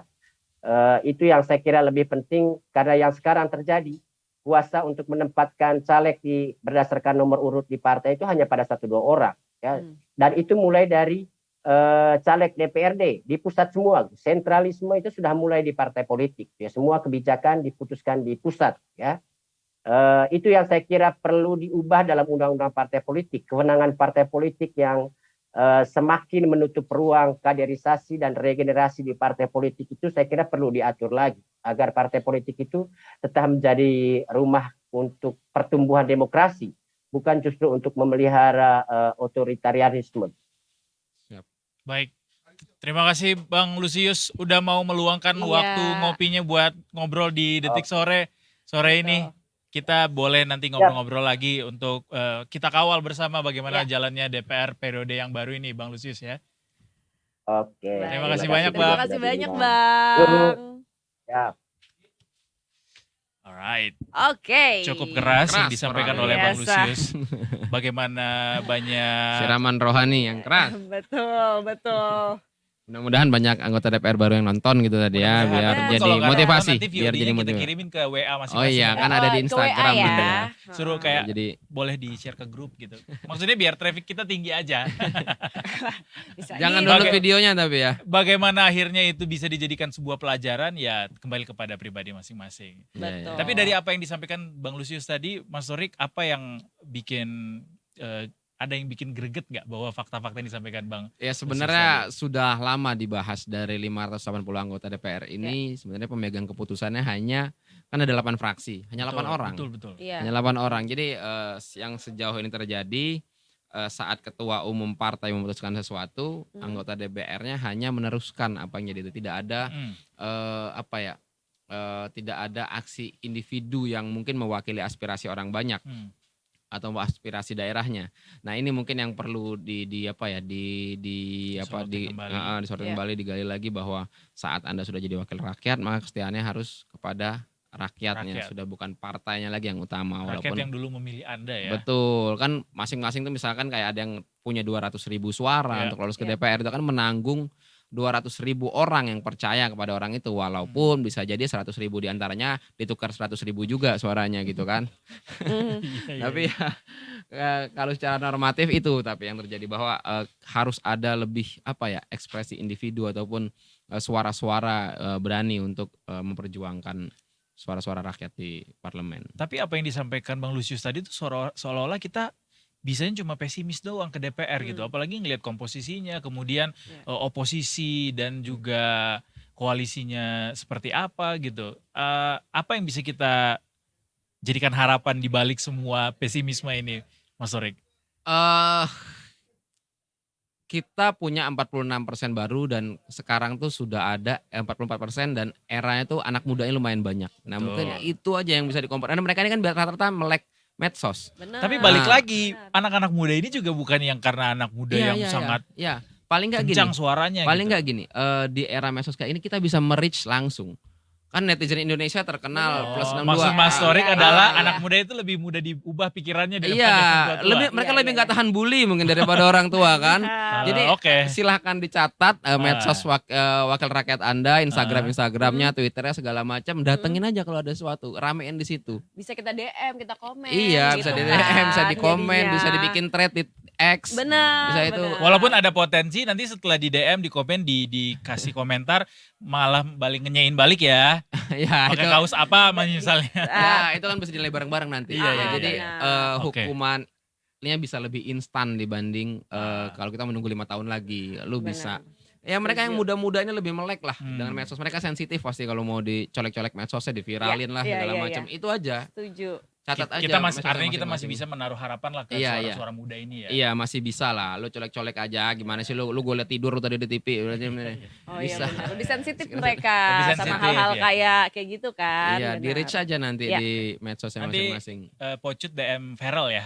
Boleh, Feral Bramans, iya. ya. Kan sukapan tadi katanya kan. Bener, boleh Lagunya nanti. maksudnya, Lagunya, lagunya, iya. bener. Nanti aku DM ya. Ah. Ferel, apa kabar? Nanti aku DM-nya Tinatun. Bisa. Nanti di Jakarta. Oh DPRD ya. Iya, nggak apa-apa kan lagi di Jakarta soalnya. Siap, baik.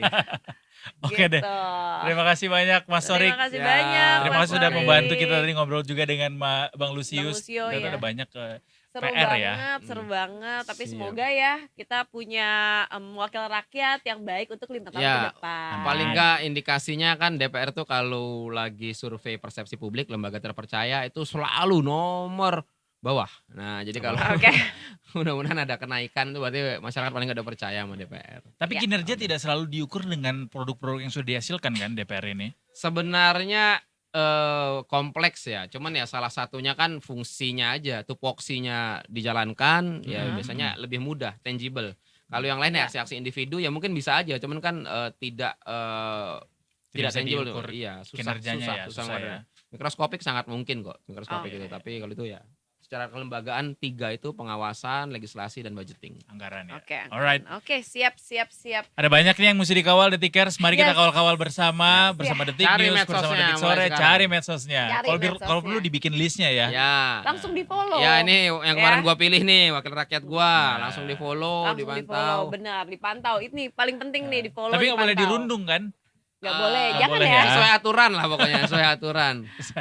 Oke, Detikers habis ini kita akan ke Indonesia bagian lainnya. Kemana kita Kita tunggu kemana? aja kemana-mana ya. Soalnya kita kalau janji tuh suka ingkar. Jadi tungguin aja di sini ya. Kayak politisi dong Anda.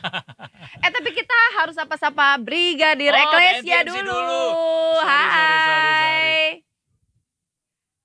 Brigadir Eklesia. Hai. Halo Eda dan juga Poco. Halo. Hai. Ada Mas Torik juga di sini. Iya, ada Mas Torik Halo. loh. Siap, Komandan. Halo, salam kenal Mas Torik. Halo. Oke, Bribda lagi di mana Eklesia. nih? Bribda Eklesia lagi di mana nih? Saat ini saya berada di Simpang Santa, Jakarta Selatan. Oh, dekat. Simpang Santa. Oh iya. Makan I sate see. di sana ntar ya, Makan Bribda Eklesia. sate. Kalau apa namanya kalau misalkan polisi gitu pakai batik juga nggak sih Bribda Eklesia? Penasaran aja kan? Kan Iya, hari iya. batik soalnya. Siapa tahu ada ornamen. Kita ada Ah, pakai batik biasanya di hari Jumat. Oh, hari Oh Jumat emang biasanya. setiap hari Jumat pakai batik ya, wah seru banget. Jadi nggak harus nunggu hari batik nasional. Exactly. Setiap hari Jumat pakai batik gitu. Yoi. Oke. Langsung aja kita ke laporan Bribda Eklesia yang sudah standby di kawasan Santa. Silakan laporannya. Baik, terima kasih Eda dan juga Pocet. Selamat sore Detikers. Kembali bersama kami dari NTMC Korlantas Polri akan menginformasikan situasi arus lalu lintas langsung dari kawasan Simpang Santa, Jakarta Selatan. Seperti yang sudah tampak di layar kaca Detikers, situasi arus lalu lintas di kawasan ini tampak cukup ramai dan sudah mengalami peningkatan volume arus kendaraan dari berbagai arahnya, yakni dari arah Wijaya yang akan berbelok kanan menuju arah Pancoran maupun Kuningan tampak cukup ramai dan terlihat memang peningkatan volume arus kendaraan di kawasan ini terjadi ketersendatan jelang traffic light namun selepasnya kendaraan dapat melaju dengan kecepatan normal. Kami menghimbau kepada seluruh pengendara untuk tetap berhenti di belakang garis stop pada saat mengantri jelang traffic light demi prioritas para pejalan kaki yang akan menyeberang jalan menggunakan zebra cross di kawasan ini. Selanjutnya dari arah Senopati akan menuju ke arah Pancoran maupun Kuningan juga tampak kondusif lancar, didominasi oleh kendaraan roda 4 pada sore hari ini. Kami menghimbau kepada seluruh pengendara untuk tetap menjaga batas maksimal kecepatan kendaraan Anda untuk mengantisipasi banyaknya kendaraan yang akan keluar masuk perkantoran di kawasan ini. Selanjutnya dari arah Pancoran ataupun Kuningan yang akan menuju ke arah Blok M maupun Trunojoyo tampak cukup ramai, terlihat adanya ketersendatan juga di kawasan ini yang berimbas hingga 500 meter ke belakang selepasnya kendaraan dapat melaju dengan kecepatan normal. Kami himbau pada seluruh pengendara yang akan melintas di kawasan ini untuk tetap menjaga jarak aman kendaraan Anda dengan kendaraan lainnya dan tetap berada pada jalur yang benar dan tidak merobos jalur yang berlawanan arah demi keselamatan diri Anda dan juga pengguna jalan lainnya. Bagi Detikers yang ingin mendapatkan informasi situasi arus lalu lintas selengkapnya, dapat menghubungi call center kami di 1500669 atau melalui SMS Center di 9119. Selamat beraktivitas, hati-hati di jalan, dan salam presisi. Demikian Bribda Eklesia melaporkan kembali kepada Edo dan juga Pocut. Silakan. Bau satenya kerasa sampai sini. Iya, lapar ya langsung ya. Lapar padahal kita Langsung fokus lapar. dengerin laporan Bribda Eklesia Tapi tadi. Bribda Eklesia fokus loh. Iya, bagus dong. Abis ini makan sate nggak, Bribda? Bisa nih, baru buka kayaknya Ah, ah. dia. Oh iya benar baru buka. Kayaknya menuju lokasi selanjutnya deh. Waduh, Waduh, sayang so sad. banget. Bungkus deh kalau bisa. Kalau nggak nanti kita makan bareng-bareng janjian ya. Bisa, one day ya. Detik sore berkaraoke loh. Oh Mau- iya. Ah, iya benar. Oh iya benar. Boleh detik sore ya. Detik sore berkaraoke, bentar lagi ada acaranya. Pantengin ya Bribda Eklesia ya, datang ya. Nanti datang ya Bribda Eklesia ya. Oke, baik. Terima Oke, kasih. Kalau gitu selamat bertugas kembali. Selamat sore. Selamat sore. Pasti dia yang suara paling bagus kalau detik sore berkaraoke. Iya benar. Kita nonton aja jadi penonton sama tepok-tepokin Pak. Betul, sama Iya bawa kan? ini aja biar tepuk tangannya biar tuh. Boleh gak? Rame kan kita ada 2 juta orang yang datang. Tenang aja, tenang. Tapi abis ini ya, Kenapa kita tuh? tuh bakalan ngobrolin sesuatu yang seru banget Pak. Apa nih kalau Pocut nih seru nih? Seru lah pokoknya buat gue. Penasaran gak? Tapi kita break dulu. Detik sore. Gak cuma ore-ore.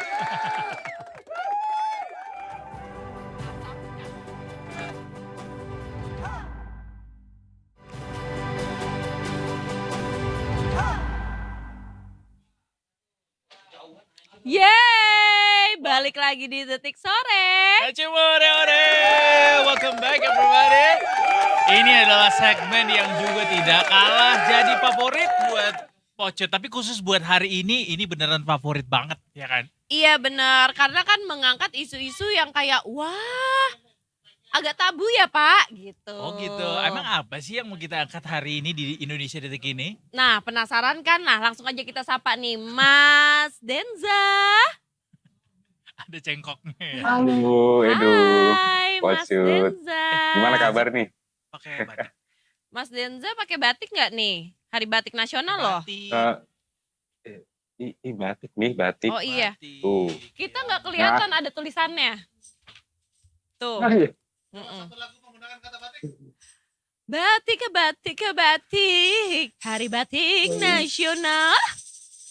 Aduh. Silakan Pak. Perlu ditabur. Abis itu Mas Denza ya, siapin Mas Denza. Pak Edo silakan. Tadi gue udah kayaknya belum. Enggak ding. Belum, lagi. Apa ya batik ya? Aduh nggak tahu. Batik, batik, Batik, Aku pakai batik. Dan Makasih, Pocut. seterusnya aku akan pakai batik setiap hari Batik Nasional. Pocut, gue udah bilang tadi penonton kita berkurang pasti kalau dengerin kita nyanyi, nggak usah ditambah-tambah Nah lagi dah. sekarang tapi saatnya Mas Denza untuk bernyanyi dengan tema batik. Silakan Mas Denza. Dia udah mikirin dari tadi. Udah kita kasih waktu kan. Silakan Mas Denza. Batik-batik dimanapun pakai batik gitu ya. Oh iya bagus bagus bagus keren Mas Denza. Bagus. Keren. Keren. Kirain tadi mau ada pakai batik tambahin kata swinger. Oh Wih. bisa.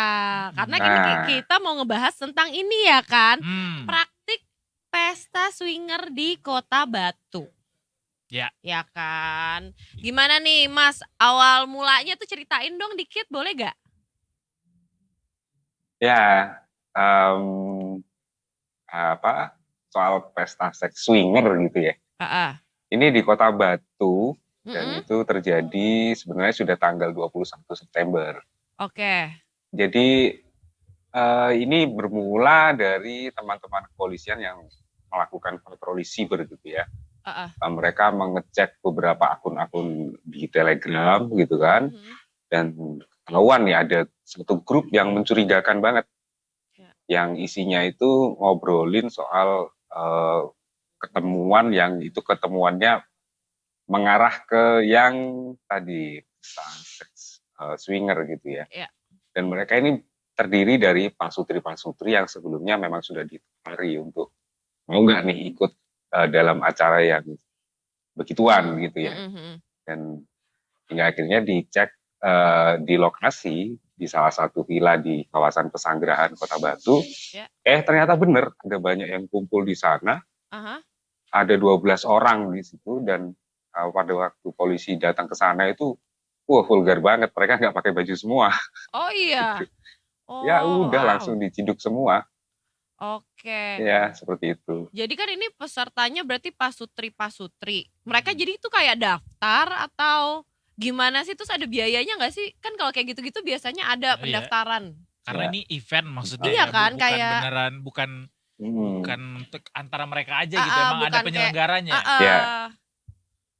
Ada. Jadi memang mereka ini ditawarkan gitu ya. Grup Telegram itu sebenarnya grup untuk koordinasi aja setelah mereka sepakat untuk ikut gitu. Nah sebelumnya itu mereka ini adalah pasutri-pasutri yang mungkin dari jejaringnya si pelaku gitu ya. Kemudian pelaku ini menawarkan mau nggak ikut acara ini gitu.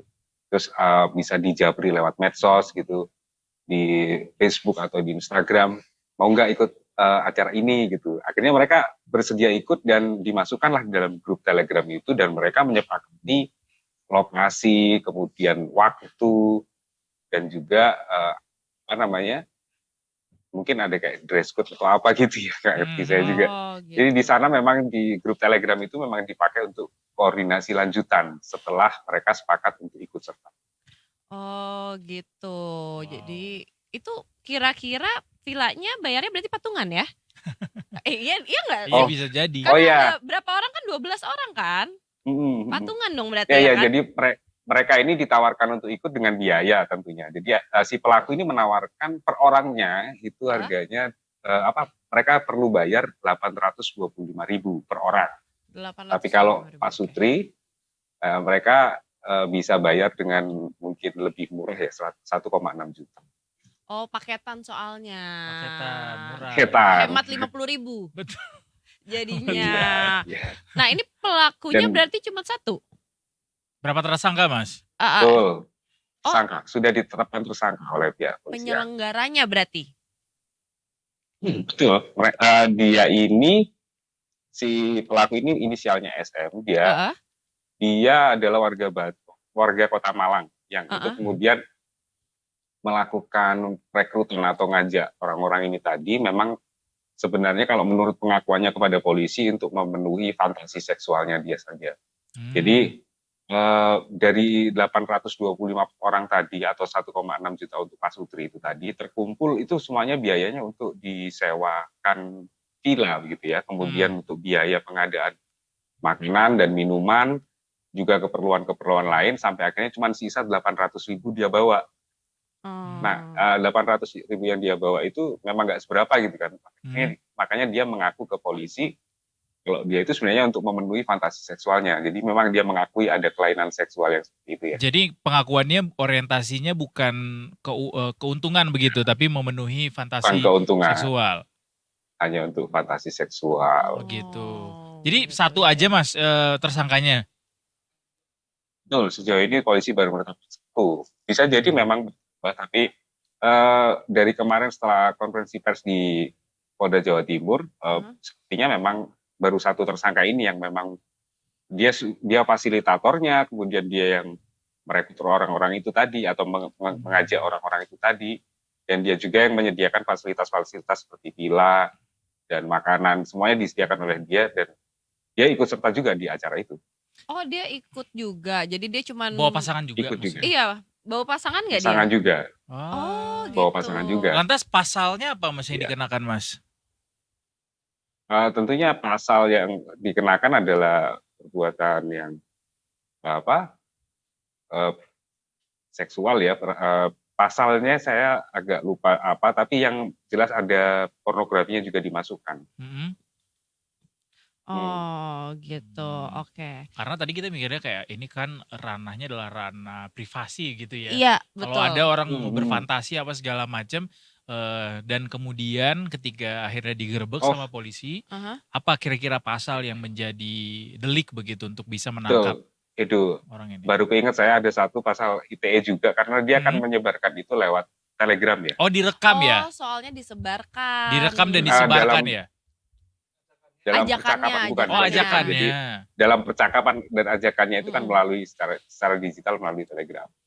Oh, iya itu. Ini praktik seperti ini sebelumnya juga pernah terjadi nggak Mas kalau di Batu sendiri?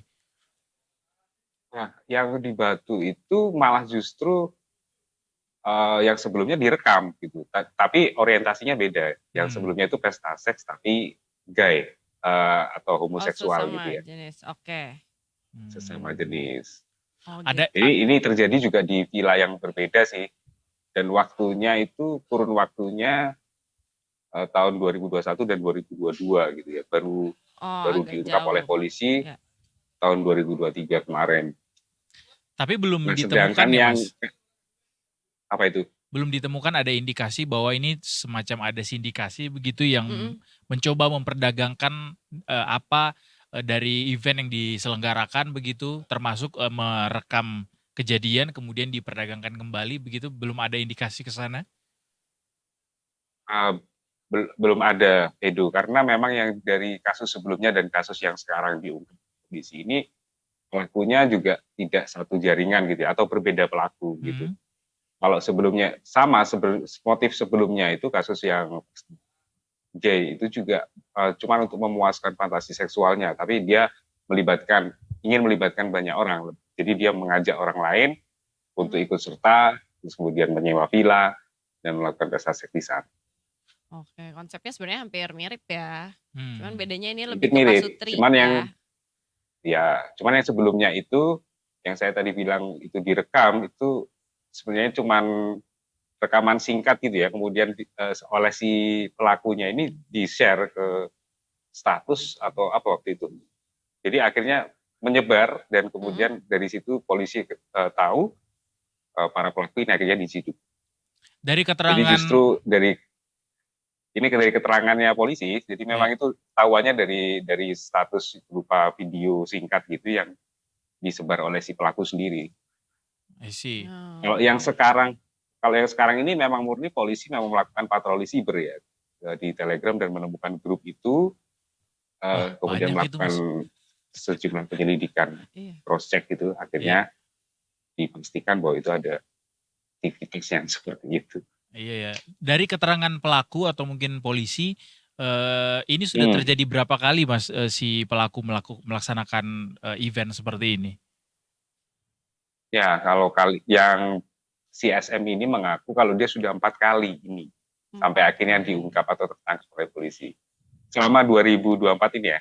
Oh, dan sepertinya memang kalau dia mengaku satu tahun ini, jadi dia mengaku pada polisi memang baru 2024 ini mulai mengajak orang untuk gabung gitu. Dan sudah 4 kali itu. Jadi 4 kali kemarin itu sampai akhirnya isinya terbongkar. Pelaku usia berapa sih Mas? Pelaku ini usianya masih 29 tahun. Oh, masih muda ya? Masih muda, iya. Masih muda. Benar, lagi menggebu-gebunya. Apanya? Ini imajinasinya. Oh, imajinasinya benar. Imajinasinya.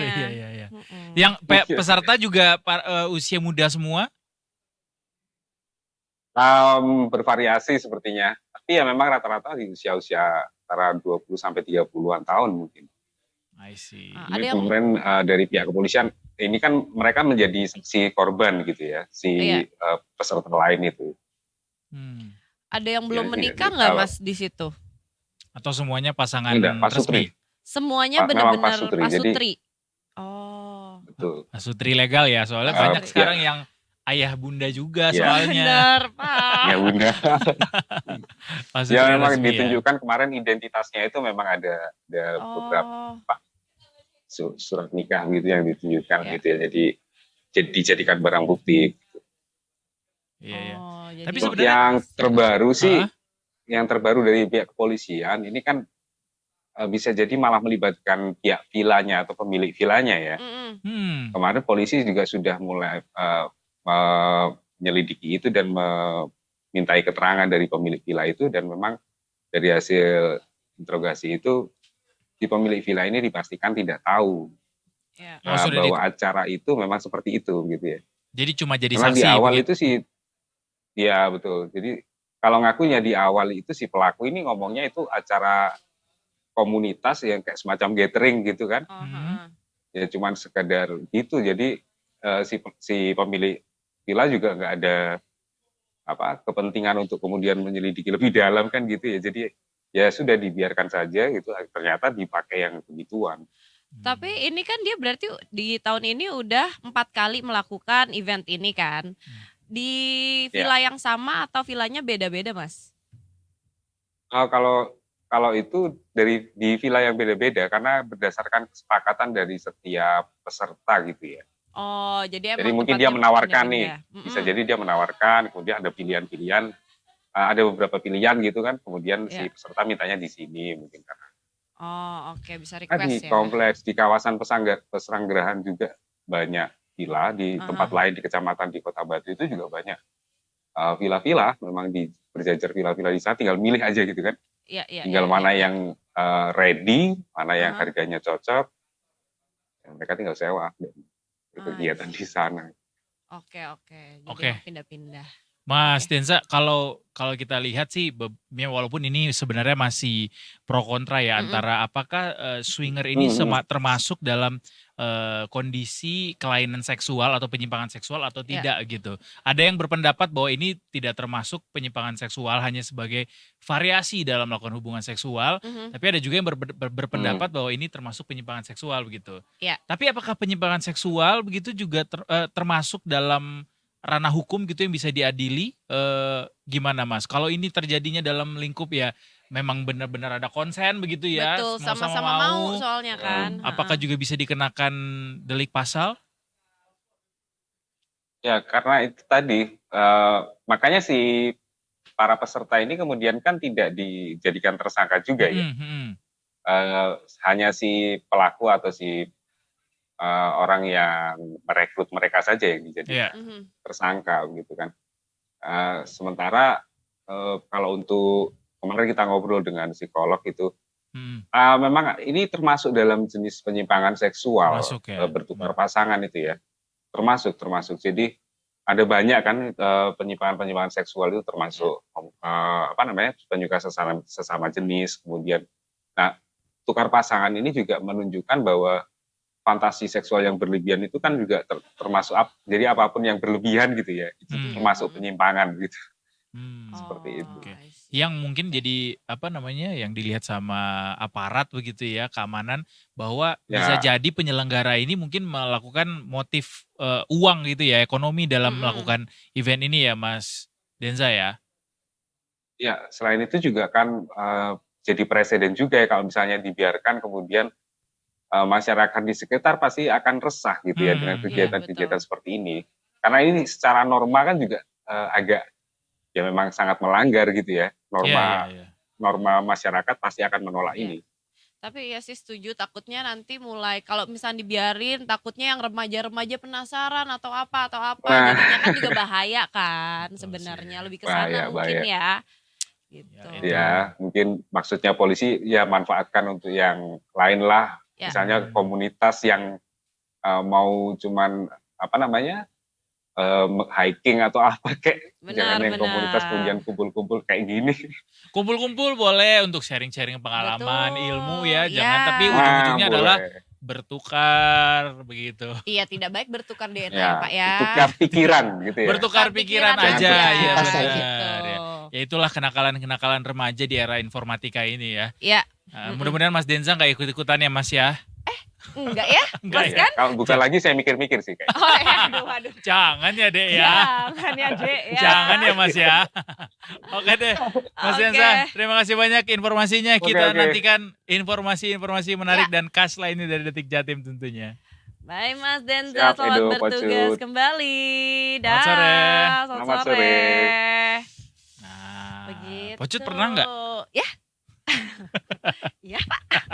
Tapi ini sebuah, gue tuh kepikiran ini tuh sebenarnya intinya mungkin basic idenya adalah udah menikah beberapa saat dan butuh refreshment. Iya itu dia. Sebenarnya Ini kan. sebenarnya masih jadi perdebatan juga ya antara Ya. swinger ini adalah variasi dalam hubungan seksual atau termasuk penyimpangan sebenarnya. Itu tetap debatable sih. memang. Iya, karena jujur kayaknya masalah ini tuh untuk pernikahan kita kan kayak sering banget Pak kalau misalkan menikah. Apa yang sering banget? Paham Komunikasi. ya? Komunikasi Iya. untuk berhubungan intim tuh kan panjang waktunya selamanya iya, adalah iya. waktu yang panjang Betul loh, ya kan sekali. Detikers. Jadi mungkin refreshmentnya jadinya mungkin Iya. teman kita nggak relate nanti ya, nanti. Jadi tuh emang butuh refreshment gitu loh, karena Iya. kayak kalau misalnya gitu-gitu aja kita sebagai pasutri kadang kayak bosen daripada mungkin berselingkuh gitu kan, lebih bahaya mungkin kayak riskan gitu. Kita coba sesuatu yang baru yuk gitu. Cuman sebenarnya kan nggak harus swinger juga, Betul, tapi karena bisa bahaya dari diri juga secara sendiri. kesehatan ya. Iya, itu dia yang harus diperhatikan kesehatan gitu. Cintai tubuhmu. Nggak boleh, Pak. Nggak, aku cuma mau bilang cintai tubuhmu. Tapi Cuma penasaran. 2 bar doang itu. Iya, nggak boleh tapi apa-apa. tetap. Tapi gue penasaran deh. Lo kan di sini berarti kepikiran nggak sih kalau Kita break misalkan nggak sih? Enggak. Kita harus ngobrolin ini dulu gitu. Karena kan penasaran. Detikers, ya Allah, kenapa sih? Gas. Gue tuh penasaran kalau misalkan yang belum menikah, belum pernah menikah, mikirin gak sih ini tuh bakalan lo sama dia selamanya berdua berkomunikasi, melakukan apapun berdua, kepikiran gak sih? Kayak, aduh bakalan bosen gak sih? Kepikiran pasti am I really gonna spend the rest of my life with her gitu Iya. kan, kayak berapa puluh tahun hidup nih sama-sama gimana nih, cuma gue Iya, balik iya. lagi, nyokap dan bokap gue bisa, kenapa gue nggak bisa, atau orang lain banyak yang bisa, kenapa gue nggak bisa. It's all about komitmen aja. Komitmen. Iya. Oke, nah kalau komitmen itu mendingan komitmen ditaruh di diri sendiri atau di tengah-tengah as a relationship? Di tengah-tengah lah. Sorry, ke diri sendiri. Ke diri sendiri Ketika kan? yang satu sudah komitmen ya yang lain kan kita bukan bagian dari kekuasaan kita juga anyway. Keren, Edo, high quality nih, silakan nih cewek-cewek Kita luar break dulu ya biasa. Detikers.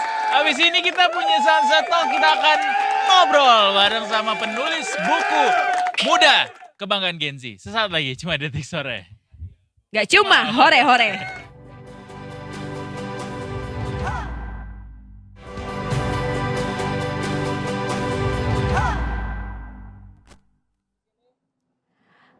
Hai, kembali lagi di Detik Sore. Cuma hore-hore Detikers. Welcome to Sunset Talk Detik Sore.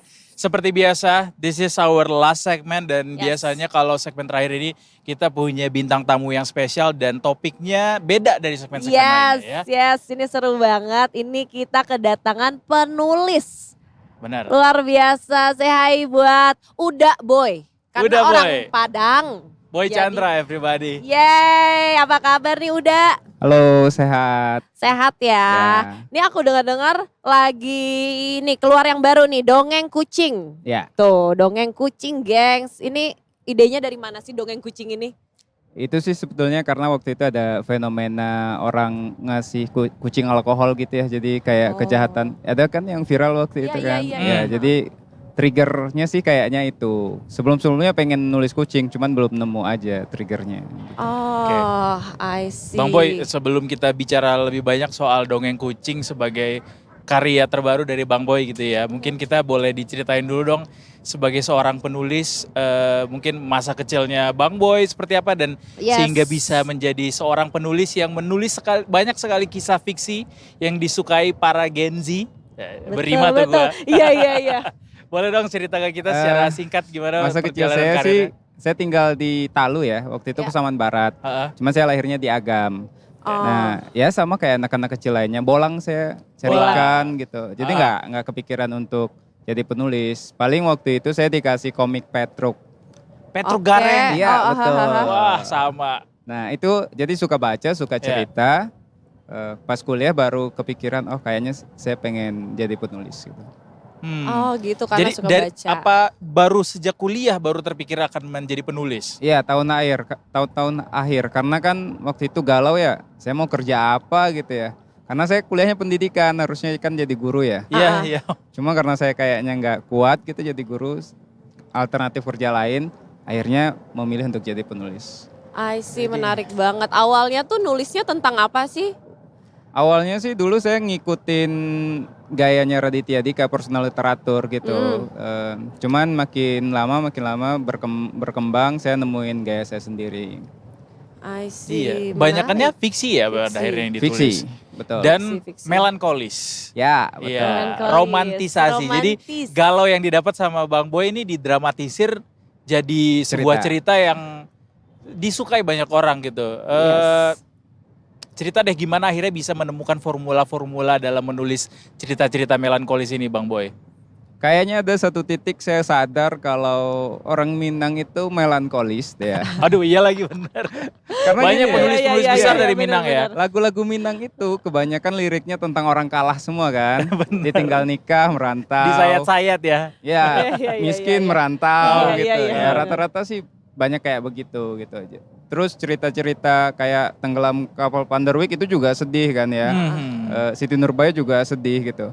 Jadi kayaknya waktu kecil juga saya dicekokin lagu-lagu sedih kayak gitulah sama orang tua saya. Mungkin itu udah terbentuknya dari situ. Oh gitu, kegalauan ya sebenarnya ya. Kegalauan. Intinya ya. Tapi galaunya beneran nggak Bang?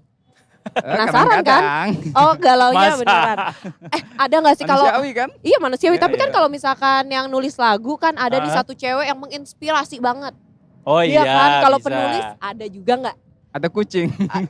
Oh, jawabannya aman. Cari aman. Kita belum sampai ke kucing udah Bang Boy. Kita masih ada di cerita-cerita melankolisnya Bang Boy Sebetulnya sebelumnya. ini ya, kebanyakan ya kehidupan remaja lah ya, patah hati, terus ditinggal gitu-gitu. Nah, ya itu mungkin berpengaruh juga. Oh tapi jadi karya Pak. Iya bagus. Kita bersedih jadi apa Pak? Jadi status di medsos. Dulu zaman-zaman muda ya. Iya benar-benar. Nulis di Twitter, di Facebook, Iya benar. Kalau ketahuan. enggak jadi hanya video-video nangis. Betul, bisa juga anak sekarang tuh. Iya ini jadi karya keren banget, luar biasa. Kalau misalkan nulis tuh susahnya tuh apa sih Bang? Kan kalau nulis kayaknya gampang tapi pasti ada susahnya kan? Benar. Pernah Iya kan? ngalamin writer's block mungkin? Susahnya sih sebetulnya kalau belum dapat kebiasaannya ya mencari kebiasaannya itu. Karena kan kadang-kadang ngerjainnya panjang ya apalagi novel berbulan-bulan gitu ya. Harus fokus, mungkin untuk fokusnya itu. Oh fokusnya karena kalau ke distract kadang-kadang kayak ya udah deh gitu. Ya ada ide lain, ada segala macam gitu yang baru-baru masalah kan. Jadi biar fokus gitu. Awal-awal sih agak susah, kalau makin kesini udah makin Udah dapet terbiasa. ritmenya gitu ya. Oh. Bang Boy, tulisan-tulisannya Bang Boy kan banyak yang disenangi oleh Gen Z gitu. Melankolis, Gen Z, galau, Bernadia, nah itu semuanya tuh Saya Gen juga Z. suka tuh Bernadia. Pendekatan itu memang sengaja dipakai untuk bisa meraup atensi para Gen Z ini atau apa yang dijadikan formula untuk bisa relate gitu, relevan dengan anak-anak zaman sekarang? dalam tulisan-tulisannya? Saya sih sebetulnya lebih belajar memahami anak muda ya. Iya. Dan belajar merasakan apa yang mereka rasakan. Ya. Karena kan kebanyakan anak muda itu kan sering dihakimi oleh orang yang tua-tua ya. Hmm. Saya mau jadi orang tua yang tidak menghakimi gitu. Lebih ke situ sih. Buku-buku saya juga kayak banyak juga memvalidasi perasaan-perasaan mereka gitu. Kalau lelah, bersedih gitu. Apalagi anak muda sekarang kan tekanannya makin banyak ya. Iya, Tanah setuju. makin mahal, Bener. rumah makin mahal gitu. Benar. Benar, Perang di benar, mana-mana. Iya, betul. Jadi saya mencoba jadi bagian itu aja. Apa sih perasaan anak muda yang perlu dipahami sama orang tua kayak yang bisa kita maklumi gitu? Ya. Karena mungkin kayaknya ada backlog di situ. Kayaknya mereka pengen impian mereka itu dihargai, pilihan mereka itu dihargai gitu. Kan kebanyakan orang tua itu ngerasa kalau pilihannya berbeda itu kayaknya pilihan anak muda itu nggak bener aja gitu. Padahal kadang-kadang kan itu pencarian-pencarian mereka. Iya, pencarian jati diri. Iya. Ya Pencarian jati kan. diri. Jadi si Abang nih menemani pencarian jati diri para Gen Z. Iya, mantap. Bener nggak? Dengan Iya. kalimat-kalimatnya Iya. di Instagramnya. Bener, kita juga tadi pas ngeliat Iya baru lagi. buka postingan random langsung jelek kan? Langsung kayak, wah relate banget lagi. Sebagai Gen Z sih relate ya. Oh, Gen Z 25 tahun yang lalu. Oh, tapi Iya. saya juga ini, saya ngerasa berhenti di 25 tahun gitu. Jadi umur saya nggak nambah gitu. Bener, Wah, setuju. iya. Tos dulu Yaudah, boleh? kita tos dulu. Tos dulu. Bertiga. Tos dulu. Iya, kita emang Kita forever lebih ke 25 23 ya. Saya 25. 21. Stop in Forever 21. Heeh, Nama forever. outlet tuh, gue lihat-lihat. Nggak apa-apa, biar sekalian ada brandingannya Pak. Iya, iya. Gitu. Tapi Sih menarik. setelah banyak menulis cerita-cerita melankolis, hubungan antar manusia, tiba-tiba nih ada dongeng kucing ya. Makanya, nih Ya. dongeng kucing. Boleh gak sih saya bilang tiba-tiba? Karena Iya. ini baru pendekatan yang baru kayaknya ya, Iya, menulis betul. dari POV kucing. Iya Ya, betul. Ini tuh idenya Sailor Moon bukan? Saya justru nggak ingat sebetulnya. Felix and Tapi Cat. ada yang bilang, tapi sebelum terbit itu satu hari sebelum terbit, teman saya bilang, oh ini kayak ini ya. Pas saya cek, oh ternyata beda. Jadi Sailor Moon itu dia di sini kan Moon. gitu. Tapi Iya. ada tandanya iya. Ada putih ada hitam juga soalnya. Iya. Tapi itu banyak kan ada. Terus tandanya semua sama. Gitu. Iya benar. Makanya seru banget nih. Bapak membaca nih jadinya. Iya. Heeh. Menarik banget melihat kata-kata di awal bab pertamanya. Apa mungkin boleh diceritakan lagi Bang Boy, apa sih yang menjadi awal pemantik menceritakan Ke kisah fantasi. kucing ini? Ya. Jadi sebetulnya lebih ke fantasi ya. Indonesia itu kan kita negara yang besar, banyak anak-anak muda ya. Terus generasi muda itu banyak banget. Nah saya lihat tuh di Indonesia novel-novel fantasi itu masih sangat kurang. Ada beberapa teman yang nulis novel fantasi gitu. Salah satunya itu, jadi saya pengen ikut meramaikan segmen novel fantasi di Indonesia untuk memacu daya imajinatif anak-anak. Terus yang kedua, saya punya ponakan waktu itu pengen saya kirimin buku. Nah, dia SD kelas 6 gitu. Saya lihat buku-buku saya kayaknya nih nggak ada yang cocok buat anak-anak deh gitu. Ah, Jadi I akhirnya see. saya milih untuk nulis gitu. Oh itu ininya, Ya, hal-hal inspirasinya. kayak gitu. Baiklah. Menarik banget loh.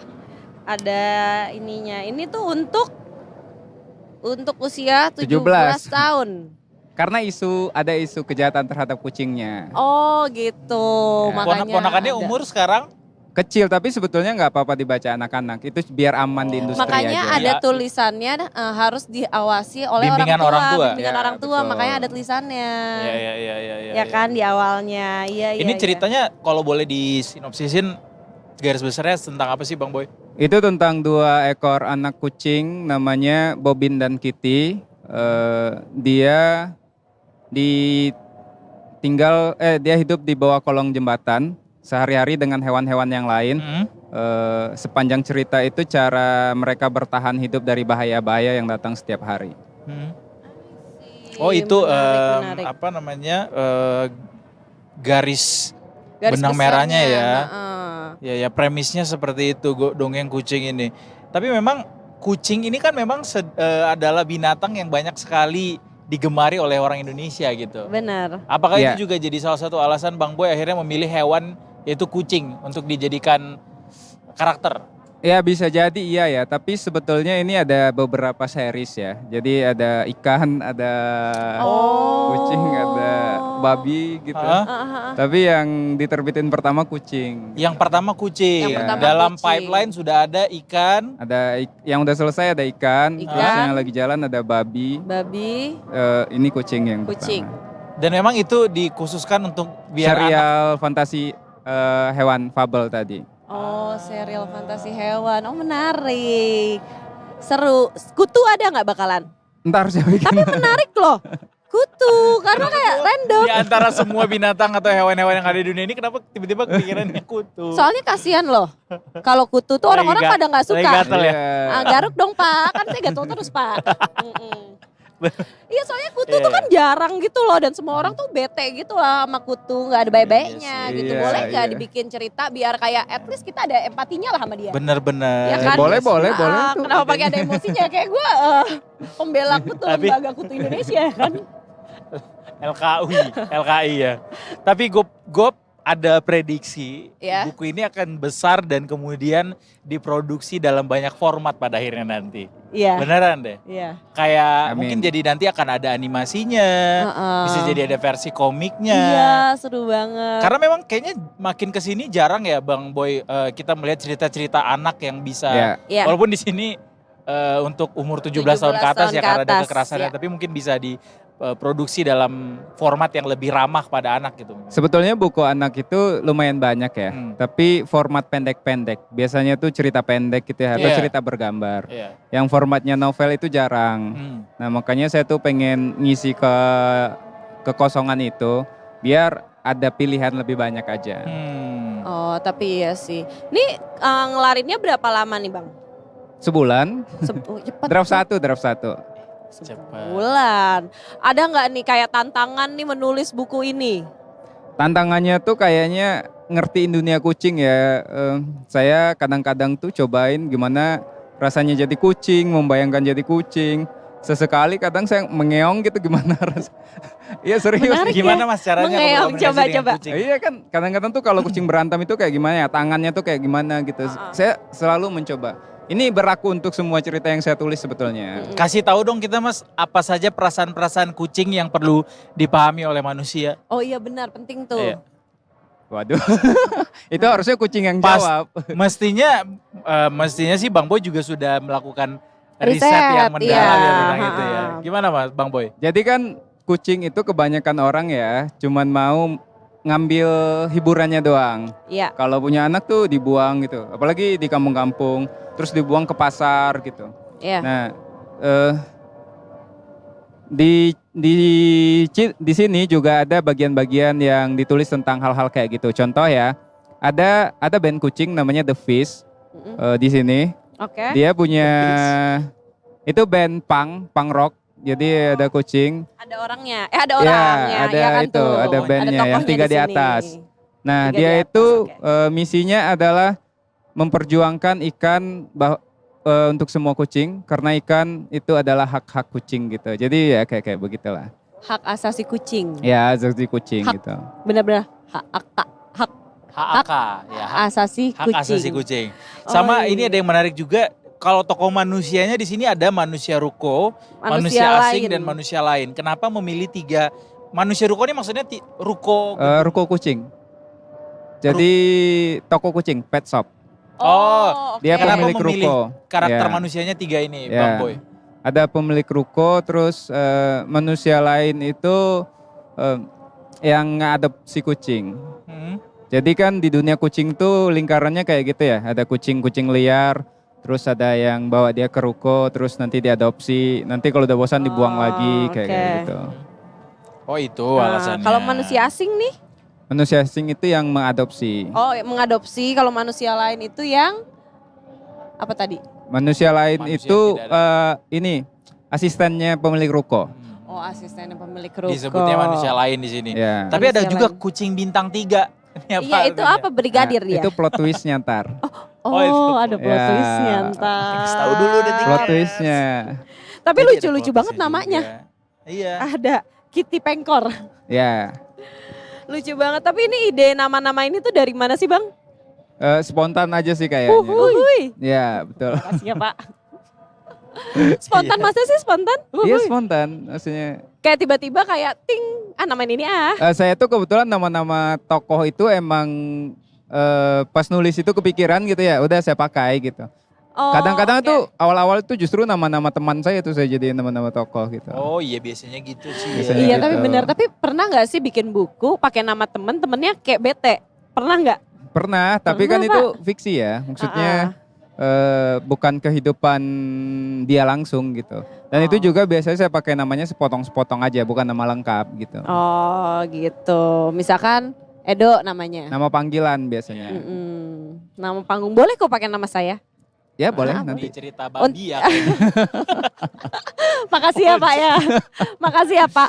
Boleh nggak Gak ada yang salah dengan nggak babi apa-apa. kan? Menggambarkan babi yang cantik jelita boleh? Bisa. Iya.